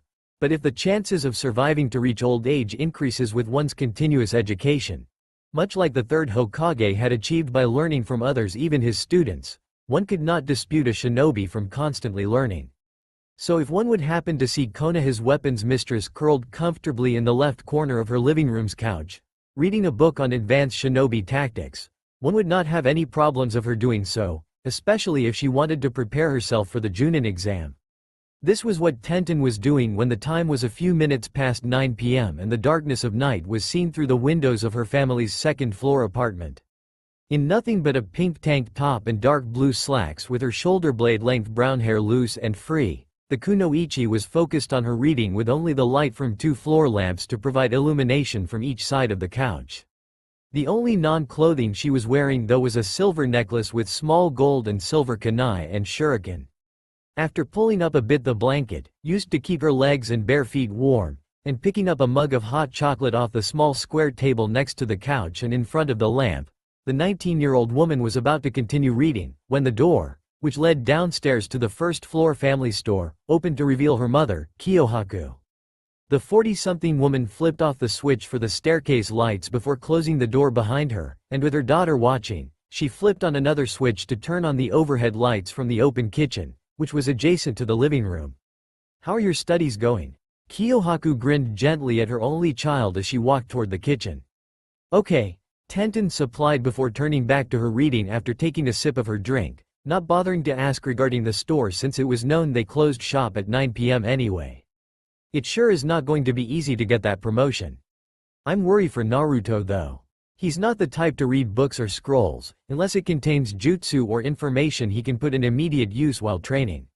You know that Sakura and I had to convince him that it would benefit him as a Junin to know advanced tactics and other useful knowledge. He had come a long way from his reckless genin days, but he's still the same in some ways." The older woman chuckled at the same time she pulled out an empty mug from a cupboard. "Do you want him to change totally?" Tenten's lips curved into a small, amused grin. "No, he wouldn't be Naruto if he changed totally. It would be like Lee and Guy giving up the fires of youth." With a sigh, the young woman put down the book on her lap then leaned her head sideways against the soft cushion of the couch's backrest. Her brown eyes became unfocused as her mind thought of a certain blonde man with whisker birthmarks on his cheeks. Her freed left fingers came up to glide over the silver necklace she received from said blonde. After pouring hot water from the still warm kettle into the cocoa mix in her mug, Kiyohaku turned around to face her daughter to say something, but her mouth stood still upon seeing the look on Tenten's face. The female blacksmith produced a concerned grin at the sight. In the past month, ever since her daughter had told her of the near kiss with Naruto, Kiyohaku had seen that faraway look occasionally on Tenten's face, whenever the girl was thinking of her blonde training partner. Tenten had said that sometimes there were awkward moments between Naruto and her, especially if they were so close that their faces nearly touch. However, her child brushed it off and said that things would sort out eventually. Now, Kiyohaku was not so sure whether things would sort out between Naruto and her daughter, unless one or both of them came to terms with their feelings. Kami, she's so blind to not see what is laying in front of her. It was the same with her feelings for Neji. Sighing, the older woman took a sip of her hot chocolate before proceeding into the living room to walk around to the front of the couch. Just like it was for the Hyuga prodigy, she knew she has to make her child open up her eyes regarding Naruto. Seeing the still glazed expression on her child's face, Kiyohaku let a small chuckle escape her lips before noisily cleared her throat. As expected, Tenten was shaken out of her thoughts, looking up at her mother, who wore a semi-amused grin. "Thinking about him?" she asked, and the weapons maker softly chuckled again upon seeing her daughter peered down with blushing cheeks and a tiny, warm grin, her fingers still on the necklace. Settling down beside her daughter, Kiyohaku placed a comforting hand on Tenten's blanket-covered knee, prompting the young woman to look up into her mother's face as her left hand came off the necklace to settle in her lap. "Tenten, I think you and Naruto had to talk about what nearly happened a month ago. Things are not going to sort out on their own as you thought." Tenten was startled at first at the suggestion just before letting her body relax as she thought it over. She knew her mother was right. "I don't know how we can get past this awkwardness between us, Mom. Every time we manage to end up in a position to allow a kiss to happen, we freeze up." Kiyohaku smiled reassuringly, having a hunch what was wrong. "Did you want him to kiss you during that time last month?" "Yes," Tenten didn't hesitate to softly answer. "Did he want to kiss you?" asked the older woman. "From his facial expression, I have no doubt he had wanted to kiss me," the weapon's mistress replied, thinking of his handsome face at that near-kiss moment. "Then what are you afraid of?" Kiyohaku gently inquired. This time Tenten did waver in responding. I don't know," she spoke so softly. "Maybe of what will happen afterward." Kiyohaku squeezed her child's knee, having guessed correctly what was the problem. Tenten, she grinned knowingly and reassuringly. You said many times you'd trust Naruto and know he will not hurt you. That has not changed, has it? Of course not, Tenten blurted out. He's one of my best friends. So was Neji, the older woman grinning almost illy. Tenten gave a tiny grin at the point made. Seeing her daughter's grin again, Kyohaku pressed onward. Do you remember what I told you when you were just as confused regarding your feelings for Neji, afraid of what would have happened afterward if you two kiss? The young woman nodded. You said that we didn't need to jump in the water's deep end, for Neji and I can walk into the water's shallow end and slowly wade into the deep end at our own comfortable pace. A pleased grin graced Kyohaku's face. Precisely. You trust Naruto, you enjoy being with him, you care for him as a good friend, and most importantly, you find him attractive. If he feels the same things for you, I do not see why both of you can't take that first step into the water together and slowly find out whether there is something more. After giving her child's knee a pat, Kyohaku stood up and took a sip of her chocolate drink before addressing her daughter again. Good night, sweetheart. I'm going to bed early. Good night, Mom, and thanks. Tenten gently grinned up at her mother, who nodded once in acknowledgement before walking around the couch toward the hallway situated on the left side of the kitchen. She turned off the kitchen lights from a switch in the hallway before strolling down the hall to her bedroom. Alone once more, Teen Guy's Kunoichi faced forward, looking down at the book in her lap. She also realized she had held her mug during the entire conversation, thus she was grateful she didn't accidentally spill the hot chocolate all over herself. Taking a sip of her favorite guilty pleasure drink, which she had inherited the habit from her mother, Tenten reflected on what her parent had said. She knew Naruto and she really needed to talk regarding their feelings for one another. It was bad for them to be walking on eggshells around one another whenever they became physically close, and knowing the blonde Chunin was attracted to her and vice versa, the brunette couldn't see any fault for them to take that first step, especially now she knew she wanted it. An idea came to her mind, making her wickedly grin.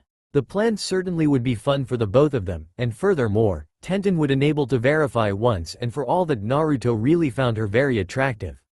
It would be the perfect way for them to take that first step together. Feeling confident in her plan, Tenten put down her mug on the small table before resuming her reading, but not before she had one last final thought. Tomorrow after our training will be ideal to engage the plan. I wonder how Naruto will react. Maybe I'll finally get him to have a nosebleed. After giggling on the metal image, the young weapons mistress finally focused on her studies. Kaden. Housenka no Jutsu. Fire element. Phoenix fire technique. A spray of fireballs shot out of a female mouth and headed toward one group of blonde cage bushins that happened to be at the wrong place at the wrong time. About 10 of the clones puffed out of existence upon getting hit by the attack, and soon after, the jutsu user was on move through the forest once more, trying to avoid being outflanked by even more cage bunchins.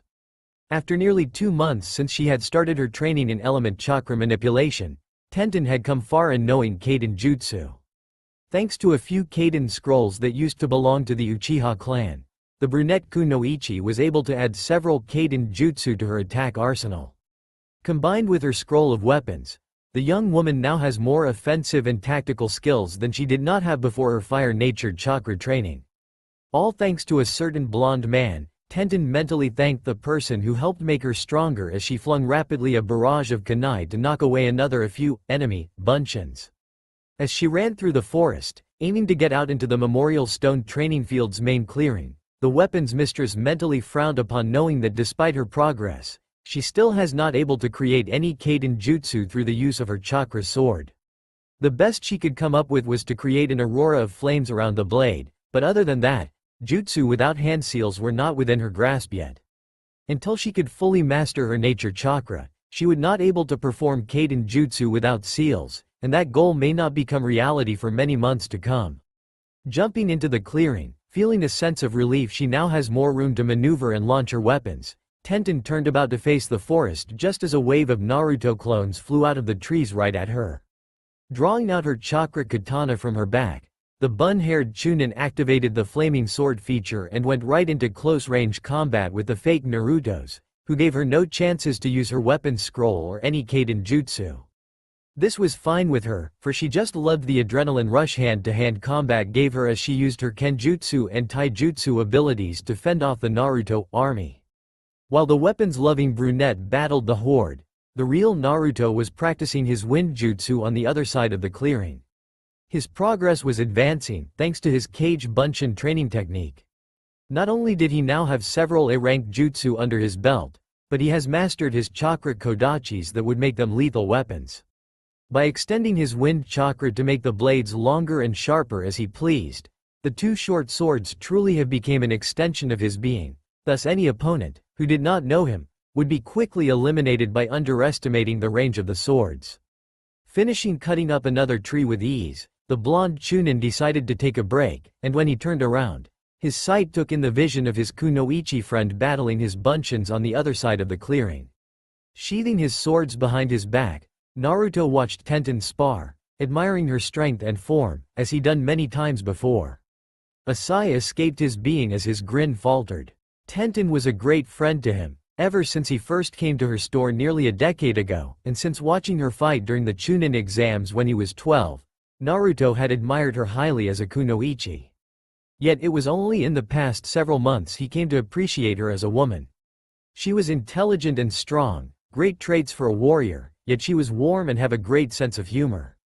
Unlike Sakura, Tenten has far better patience to teach things to him, and definitely unlike Sakura, she did not hit him for saying anything stupid. As far as he knew, the brunette had not ever lost her temper, save just one time when he saw her among several pissed-off women who had been chasing Jiraiya from the Konoha women's hot springs a few years ago. To go on top of her wonderful personality, she has grown to be quite a looker with a toned body any man would drool over. Overall, she was a woman any man would be lucky to have as a girlfriend and potential wife. And this was the crust of his problem he currently has regarding his beautiful friend. Ever since that near kiss a month ago, Naruto was not sure exactly where he stood with her. Was she just a friend, or was his feelings developing into something more? He definitely had wanted to kiss her during that moment they were drawn to one another, yet since then, he was not so sure whether to follow through with the notion or not. He had not ever been in a relationship with a girl before, so he has no idea whether it was what Tenten really wanted or not, thus he did not want to ruin the friendship he has with her. Naruto scowled as he looked away from the fighting female. Kami, why am I so hesitant over this? I trust her with my life as a friend and fellow ninja, so I know she will not hurt me in any way. The scowl fell as he closed his eyes. Why can't things ever be simple? With his eyes closed, the young man was unaware that Tenten had been watching him out of the corners of her eyes while fighting his clones. She frowned upon seeing his depressing expression, and given she didn't like seeing him in a sullen mood, the weapons mistress decided to liven things up for him. After knocking back a Naruto clone with a backhand punch, the kunoichi swiftly unsealed a windmill shuriken out of her scroll and snapped it open into its four-blade form before spiraling it across the field toward the real Naruto. All the Kage Bunshin Narutos went wide-eyed at this move, wondering what the hell she was doing. Boss, one clone cried out. Watch out! Blue eyes snapped open to see a fast-moving rotating windmill shuriken heading right at him at neck level. Kuso! Hollered out the blonde before quickly ducking, and once after the flying buzzsaw whizzed by and lodged into a tree, did the man straighten back up again to cast a miffed and perplexed gaze at the smirking girl. What are you doing, Tenten? I was trying to cheer you up, Naruto, replied Tenten too innocently with a simple shrug. It doesn't suit you to look all dreary. With challenging eyes and a devilish grin, she held up her katana once more and pointed it at her training partner. How about going at me one more time for the fun of it? That expression of hers told him she was teasing him, edging him to spar with her one-on-one like they had this morning. Just this time, she was doing so to get him out of his funk and not out of any training needs. Feeling grateful that she cared for him, Naruto let an equal sly grin appear on his face, getting into the game she had set. Guys, he ordered out to his clones as he approached the crafty kunoichi, drawing out his twin kodachis. Go retrieve all of Ten-chan's weapons. I'll deal with her for the time being. All the clones smiled wickedly at the command, knowing their boss was going to have some fun now. After giving out snappy salutes, the remaining dozen Kage Bunshins scattered about to retrieve all the weapons the female weapons expert had used during her workout with them. As Tenten and Naruto began feeling that emotion every time they sparred together, they prepared themselves to do battle once more. Each couldn't describe it, but it was an invigorating sensation that made them anticipated the rush and flow of wanting to spar with one another. It was something that each knew they have not ever felt when sparring with anyone else. Not ever. Almost like they were reading each other's minds, they rushed out at each at the same time, and their blades clashed together as they met each other at the halfway mark. Like many times before, the two fought each other with everything they had, and it was quite a rush for both of them. Many minutes later, the pair broke apart, sweaty and somewhat panting. A grinning Tenten sheathed her sword, indicating the end of the spar. There were times that they would fight with no one getting the upper hand, thus during such occasions, the weapons mistress would sheath her katana or kodachis to indicate the end of the fight. It was fun to spar with him, but even she knew she did not have the stamina to fight him for long durations. "You are such a stamina freak," Tenten teasingly jabbed. A grinning Naruto shrugged before sheathing his swords. "What can I say? I have it, so I use it. Is it any wonder I can least outlast Lee at times?" Tenten chuckled at that, since it was true anyway. "Yeah, no wonder he loves to spar with you the most, other than Guy-sensei, that is." Naruto rubbed the back of his head as he chuckled with his patent closed-eyed fox smile. After shaking her head with a warm smirk at him, the bun-haired woman let out a sigh before speaking again. "Naruto?" Seeing he was paying attention, she continued. "How about we quit training early today? Since it's a warm day, we can go swimming at Waterfall Lake. I already brought along a dinner picnic sealed in a scroll. We can go swimming in the lake and have a nice picnic dinner afterward." Naruto was pleasantly surprised at her offer. They had been treating each other to dinner occasionally, ever since he had bought her dinner months ago on her birthday. Yet all those times were at restaurants, thus this suggestion was the first time they would have dinner together that was not at a restaurant setting. The blonde grinned at his friend, for he certainly did not mind the change of venue. It was certainly a nice alteration from the normal routine. "I'm all for it, Ten-chan," he stated. She grinned at the suffix, not minding it at all. It was a clear sign that Naruto considered her a very close personal friend. She knew he still called Sakura, Sakura-chan, despite they would always remain friends. "Good," the brunette replied before strolling over to a pile of weapons left by Naruto's cage bunchins, who no doubt had finished their retrieval job during the sparring match. "I'll meet you at Waterfall Lake in a few minutes. After I seal away my weapons, I'm going directly there." Taking her large scroll, which she had dropped before engaging in the fight with Naruto, Tenten began sealing away the small stockpile of weapons. A confused expression marred Naruto's face. "Are you not going home to change?" "I had to do so, since I didn't bring my swim trunks with me." Tenten chuckled. "I'm wearing my swimsuit under my clothes, Naruto. I was prepared for this, since it was I who planned it." "Oh," the Kyuubi Jinchuriki blinked, feeling like an idiot for not figuring out the obvious. He should also have known, since he knew girls could able to hide their swimsuits underneath clothing if they knew they were going swimming.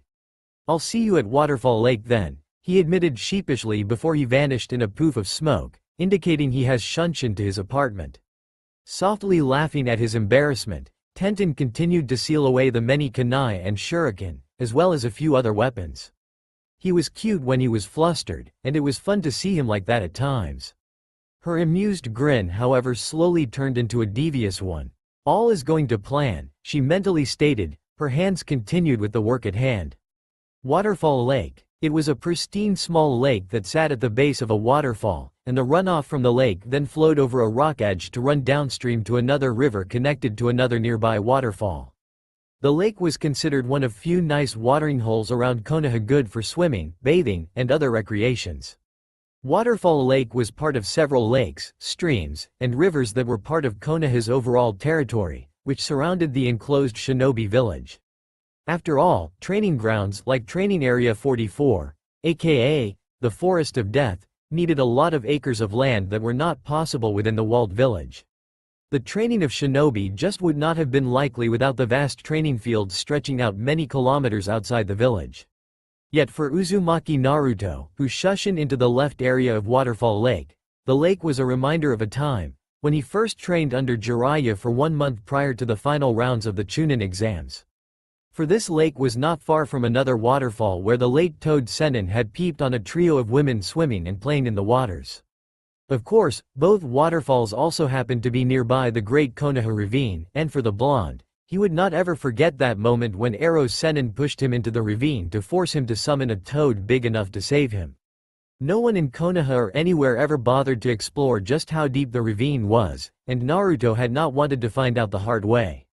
He was very lucky he had summoned Gamabunta, or else he would have made a very huge bloody mess at the ravine's bottom, wherever how far down that was though. Spotting Tenten, who had already set up the picnic blanket and basket along the shore nearby the waterfall, the blonde Hokage wannabe strolled toward the brunette weapons specialist, who grinned upon seeing him approaching. To her brown eyes, he looked quite good in the white t-shirt with the leaf symbol on the front, orange swim trunks with black flames along the leg hems, and simple sandals. "Hi, Tenten," greeted Naruto with a grin while carrying a white fluffy towel over one shoulder. He could see she was still in her kunoichi outfit, yet beside the picnic basket, he made out several towels, which he deduced was meant for his use as well as hers. "Hi, Naruto," replied Tenten. "Are you ready to go swimming?"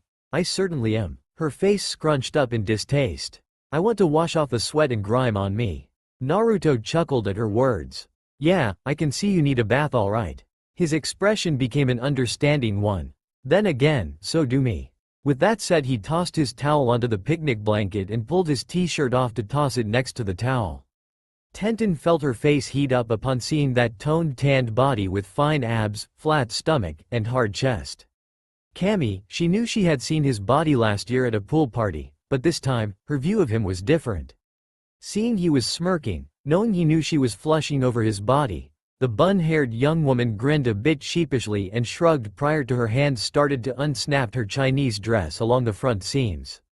This time it was Naruto's turn to blush, as one by one, Tenten shed her clothes to reveal the swimwear underneath. As the last piece of Tenten's clothing hit the ground, Naruto was doing his best to prevent the blood in his head from coming out of his nose. The two-piece swimsuit she was wearing was not the red semi-conservative halter top he had seen her worn the previous summer at a pool party, for that swimsuit least covered her ass and shown little cleavage. This one, he was currently seeing, would easily be described as quite alluring and why. Heck, the blonde knew that if Tenten were to walk down the streets of Konoha in this number, she would be leaving a trail of blood behind her from the nosebleeds from all the perverted men, and some women. The top seemed to be a crisscrossed strap top, where the strap from each side went diagonally across the chest to cover the on the opposite side. The straps in the back crisscrossed to meet at a silver ring, where the swimsuit top could be adjusted, and it was clear that Tenten had adjusted the top to pull her S upward and toward the sides, exposing eye-popping cleavage from the bottom up. Yet another interesting feature was that the top has two colors, pink for the left strap and right chest cover and red for the right strap and left chest cover. The bottom piece was a high hip bottom with a triangle front. It was quite wide with the bikini's leg lines running up along the lines where her legs met her torso, and just like with the top, the bottom has two colors, red on the right side with pink on the left side, which overlaps the red at the crotch. The back, however, was the most eye-catching, for the material was half covering her shapely round derriere and outlined the crack of her ass. After a couple of minutes of staring at his very feminine training partner, Naruto realized he was gawking like a fool, and despite his best efforts, a small trickle of blood seeped out of his right nostril. With cheeks quite red, the blonde wiped away the blood, before he turned his head away. He did not want his nose to bleed anymore, as he did his best to calm down his racing heart. Seeing his reactions, Tenten was quite pleased at the results. It was very obvious that Naruto found her to be incredibly attractive and why in this two-piece swimsuit, which showed off her toned body well, and knowing this, she was quite excited at the prospects of what was about to come. Her heart raced a bit on the thoughts, at the same time her lips curved devilishly upward on one side. Deciding that he was teased enough, the brown-eyed woman gestured to him to follow her. "Come on, Naruto. Let's go swimming." She then strolled the short distance to walk into the water and waded into the lake enough for the water to reach her thighs. The water was a bit on the cool side, but tolerable to swim in given the warm weather. Smiling slightly on feeling his eyes was watching her, Tenten dipped down to begin swimming, and upon reaching far enough so she needed to paddle her feet to stay afloat due to no footing, she turned around to see Naruto was still watching her. Laughing at the sight, she called out to him, "Come on in, the water's fine." Her lips curled up slyly. "Or are you afraid of getting wet, Whisker Boy?" That brought out the desired effect, as Naruto narrowed his eyes at her before pointing at her with a crafty grin of his own. "Oh, you are so going to get it, weapons girl." He gently flicked off the sandals with his feet onto the picnic blanket before he rushed into the water, and once he reached waist height, he dived underneath toward his prey. Tenten has no intentions to let him capture her easily, so she too dived underwater, and given the water's pristine clearness, her brown eyes saw him coming at her, so she swam away toward the waterfall with him on hot pursuit. Upon reaching the waterfall, Kona, his weapons mistress, surfaced unable to swim underneath the falls due to the turbulence of the descending water into the lake. She was about to paddle toward the right when a blonde-headed body shot up besides her, his arms about to wrap around her frame. "Got you." A quick female hand splashed water into his face, before the owner began pushing backward away from her pursuer. He recovered in time to see her back stroking away with a witty face. "No you did not," she crowed before sticking out her tongue at him. "Nya." Naruto grinned menacingly at her and was about to take off after her, when he saw her hands went through a few hand seals. He was unable to react in time before the jutsu was completed. "Mizu Tama Bomu no Jutsu, water ball bomb technique," the brunette called out before her palms pushed forward through the water and shot a cannonball-size water ball right at the blonde, who took the hit against his crossed arms. By the time he recovered, his quarry was even further away. "You can't catch me now," Tenten boasted in a sing-song fashion, and once more stuck her tongue at him. It was a quick and clever ruse to use a simple harmless D-rank water jutsu, meant just for water games, to distract him while she backpedaled further away from him. It would take him a lot of effort to swim the distance to catch up to her. Blue Eyes saw that she was right, but a moment later, his frown turned into a smirk. "That's what you think," he shouted. The next moment, he shot out of the water, and with chakra applied to his feet, he ran across the watery surface toward the startled girl. "No fair," Tenten playfully shrieked, pointing an accusing finger at the fast-approaching, wicked grinning Naruto. Just before reaching her, the young man dived under, and using his momentum, he caught her around the waist and pulled her under. She went with another playful shriek. A couple moments later, the pair emerged with a splash, laughing together as the brunette tried to humorously pry his arms away from her. Catching her breath and still giggling, Tenten gave up and just let her captor hold her around the waist from behind. "You cheated," she said with a playful slap on his arm before turning her head enough to look up at his victoriously grinning face. "I didn't hear any rules being made before you started the game, Ten-chan," Naruto claimed with a knowing smirk. "True," the brown-haired woman conceded, her face matching his, "but I least expected you to gentlemanly honor the notion that you supposed to catch me without using the water walking technique." The golden-haired man snorted a laugh. "Who was the one who hit me with a water ball bomb jutsu?" "Ah," Tenten mocked in sympathy. "Was the great Toad Sage outwitted by a simple D-rank jutsu?" Her smirk returned, before her tongue stuck out at him. Once more, Naruto snorted a laugh, and soon after, his smirk widened with twinkling eyes. "How about I torture you, weapons girl?" She felt his fingers moved across her waist, warning her immediately to what he was up to. "Don't you dare," Tenten warned mockingly at him. However, the playful threat went unheeded, for Naruto's fingers began tickling his prisoner, making her laugh and shriek joyously. Tenten tried to escape, but her blonde warden held firm, enjoying torturing her as much as she was receiving it. So for a long time, Naruto and Tenten took pleasure in each other's company in the lake. They swam, dived from the waterfall cliff, and played around like they were kids again. It was a joyful way to spend the remaining afternoon hours. Laughing at a joke Naruto made regarding how she always kept a sharp edge in her skills, Tenten hugged her friend and buried her head in his chest. It was a simple hug that the whisker-faced boy returned, laughing with her. As their laughter died down, the brunette gazed up at the same time he looked down. Before they knew it, each was caught into the eyesight of the other, unable to tear away as they examined each other as they'd done a month before. Tenten's lips formed into a tiny grin, and this time she didn't feel any nervousness at all being in this situation. She took in his expressive cerulean eyes, the damp golden locks, the way the water droplets ran over his face, neck, and hard chest, and the smooth skin under her fingers. "Kami, he is wonderful." Naruto, however, felt a bit uneasy.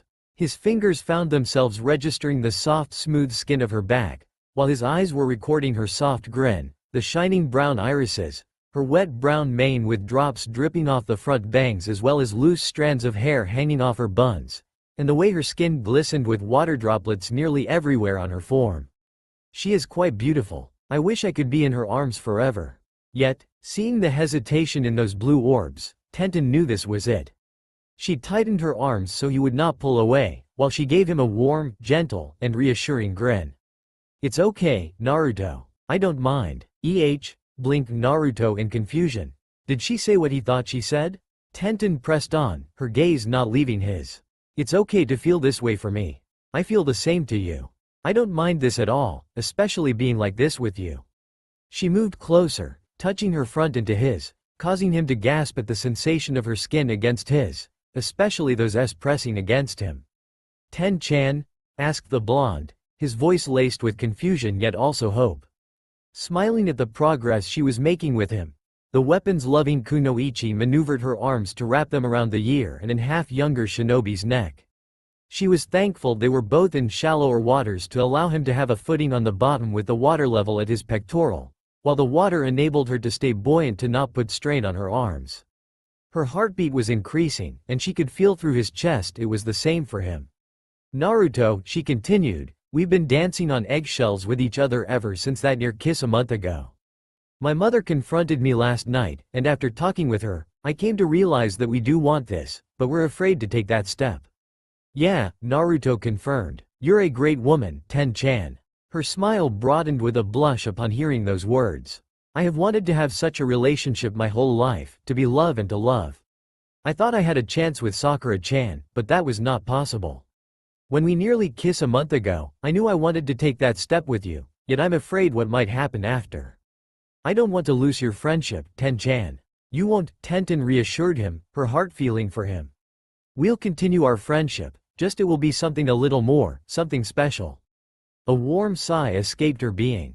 "My mom told me this, when I had the same hesitation regarding going further with Neji. We do not need to plunge into the deep waters at first, for we can take our first steps together in the shallower end first and gradually work our way deeper at our own pace. No rush. We can explore together our new relationship without fear or hesitation." After thinking about her words for a few moments, a tiny grin spread across Naruto's face. He liked what he heard. "I like that we'll continue our friendship," the blonde admitted, before his grin curled up a bit on one side. "Just in what way will we do to show our friendship has become special?" Tenten heard what he really meant, making her eyes blazed and her heart raced. "I'm sure you already know what way we're going to show it, Whisker Boy," she softly spoke, her eyes narrowing as she saw him lowering his lips towards her, his eyes narrowing as well. "I certainly do, Weapons Girl," Naruto whispered. His breath could be felt on her lips and vice versa, their eyes now slits gazing right at each other. "I most certainly do." Their lips connected, and it began with soft pressure, their slit eyes still open at each other. Yet the electrical feelings overwhelmed them, making them close their eyes and increased the pressure, making each moaned into the other's mouth, their arms tightening due that each not wanting to let go.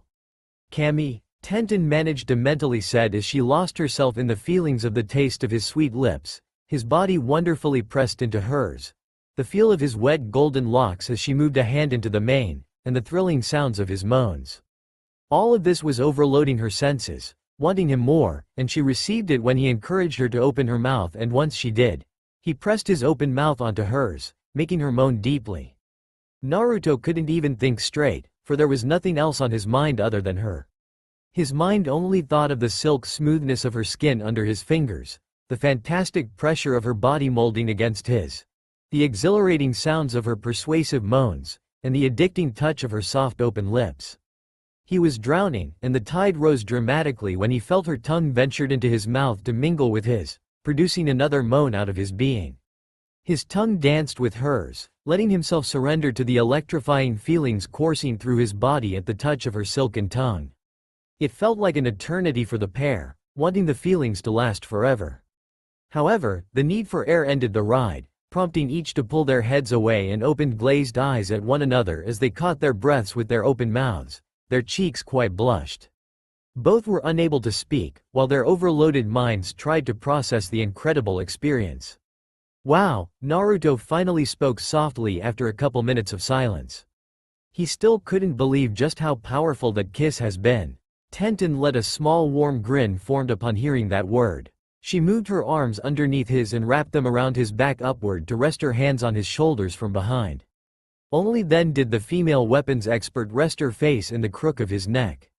Wow, indeed, Naruto-kun, she spoke just as softly before kissing his neck, loving the shiver he produced upon the feeling of her lips. And once she settled comfortably into his embrace, did Naruto relaxed warmly with a similar grin as hers, enjoying holding her this way. After a couple more minutes of silent snuggling, Tenten hauled her head away to lock her brown orbs with his blue ones. That was the most amazing kiss I had ever received. He grinned a bit proudly at the admission. Given what I knew about you, I thought this would be your first kiss. Her lips twisted up a bit in a teasing manner. Not counting Sasuke, of course. She giggled at his half-frown and half-amused expression, knowing he would forever be teased regarding the accidental kiss years ago. Shaking off the thoughts of what had transpired long ago, Naruto grinned somewhat sheepishly at the woman in his arms. Well, Ten-chan, to be honest, you're only the second girl I have ever kissed. Her eyes went wide upon hearing that, for it was big news to her ears. When? With whom? She immediately blurted out. It couldn't be Sakura or any girl in the village, or else the whole village would have known about it. The blonde gently chuckled at her shock. You wouldn't believe me, if I tell you. He paused for a moment, expecting her to say something, yet at her wordless expression for him to tell her, the young man let out a breath and carried on. Princess Yukie of Spring Country. A stunned Tenten's eyes went wide again as her mouth hanged open in disbelief. Are you kidding me? Yukie? Princess Yukie Fujikaze? Spring Country's ruler, who also had happened to be an actress. Seeing him nodded an affirmative and the look on his face, the brunette knew he had spoken the truth. When? It was not when your team had helped overthrow the rogue ninjas and restored her to the throne. Sakura would have said something. No, it was not during that time, Naruto confirmed her guess. It had happened during the training trip with Jiraiya when I was 14. We stopped by Spring Country in order for him to help promote the new Icha Icha movie that came out. With him busy, Yukie had invited me to a private dinner with just the two of us, and by the end of the dinner, the blonde blushed and chuckled at the memories. Well, simply put, she had seduced me. Tenten once more was astonished. She seduced you? Are you saying that not only she was your very first kiss with a girl, she also happened to have taken your virginity? His nod affirmed what she said. Yeah, she did. I had wanted to save myself for Sakura-chan, but I guess my hormones did me in, especially with a beautiful older woman kissing me senseless. Another chuckle escaped his mouth. I'd learned a lot from Yukie during the 2 days we spent in her bedroom chambers. She had wanted to award me for helping her before, and that she pretty much wanted to do it with me anyway, since it had been so long for her since she last had. He made a simple shrug. It was just a fling, nothing more. After blinking at him for a few moments, Tenten let a small grin appeared on her face, while she shook her head slightly at him. His first time was sure the stuff of any Yukie Fujikaze fanboy's wet dream. Heck, she had a feeling that most of the men in Konoha would envy Naruto for losing his virginity to a very beautiful princess and well-known actress. I don't know whether I should feel disappointed that I was not the first girl to kiss you or feel relief you have the experience to have given me a wonderful kiss, the brunette joked with light laughter. Naruto laughed along with her. How about choosing the latter? I think you would have preferred to be kissed by a man with experience, and I for one think you're one hot kisser too, Ten-chan. Her big smile and blushing cheeks, as she looked down at his chest, told him Tenten was very pleased by the flattering remark. So, the blonde shinobi said, making her re-established eye contact, does this mean we're now boyfriend and girlfriend? One golden eyebrow went up at the end of the question. Feeling the emotion at his query, Tenten allowed a true warm grin to radiate her face. Uzumaki Naruto, my boyfriend. I like it. As I said, I like to explore this with you, Naruto-kun, so you can say we're boyfriend and girlfriend now, the bun-haired woman warmly stated. We've been kind of dating during those occasional after-training dinners in the past several months, but overall, I enjoy being in your company. We really do not need to change much. We'll continue to train, enjoy each other as we go out to dance, eat, and do other things. It's not like we do not know each other, since we're best friends. For the Kyuubi Jinchuriki, he felt his heart swelled on the thought that he now officially has a girlfriend. You're right, he grinned with his expression warmly matching hers. It's good to know that it's not like we're dating total strangers. It would have awkward if we had started out that way. Precisely, Tenten grinned, happy to know they were quite comfortable and trusting of each other already for them to take this first step together. Deep down, it felt right to her. A mischief thought came to Naruto's mind, making his lips curled up slyly. Of course, now that we're boyfriend and girlfriend, we'll add that additional benefit on top of our friendship, nay. Knowing what he meant, the weapons mistress once more felt the electricity between them, her heart beating a bit more as her lips grinned devilishly. She definitely wanted to do that additional benefit again with him, now and many more times in the future. Oh, we'll be doing that often, Whisker Boy, she nearly purred, before her right hand slithered from his back to up his front to palm and caress his left cheek. Naruto's breath hitched at the touch of her fingers, especially when they were caressing his whisker marks. His eyes narrowed while his voice became softer and bit husky. We'll get practical experience the more we do it. Tenten raised her head towards his, half-lidded brown eyes blazing. Definitely, she whispered in agreement, before her right hand grabbed the back of his head and pulled his mouth onto hers, kissing him fiercely, which he returned with gusto. As the newly official Konoha couple carried on to press their open mouths together heatedly, resulting in body-shivering moans radiating through each other, the world around them moved on without their awareness for the time being. They took their first step together and entered into a whole new world, for the both of them,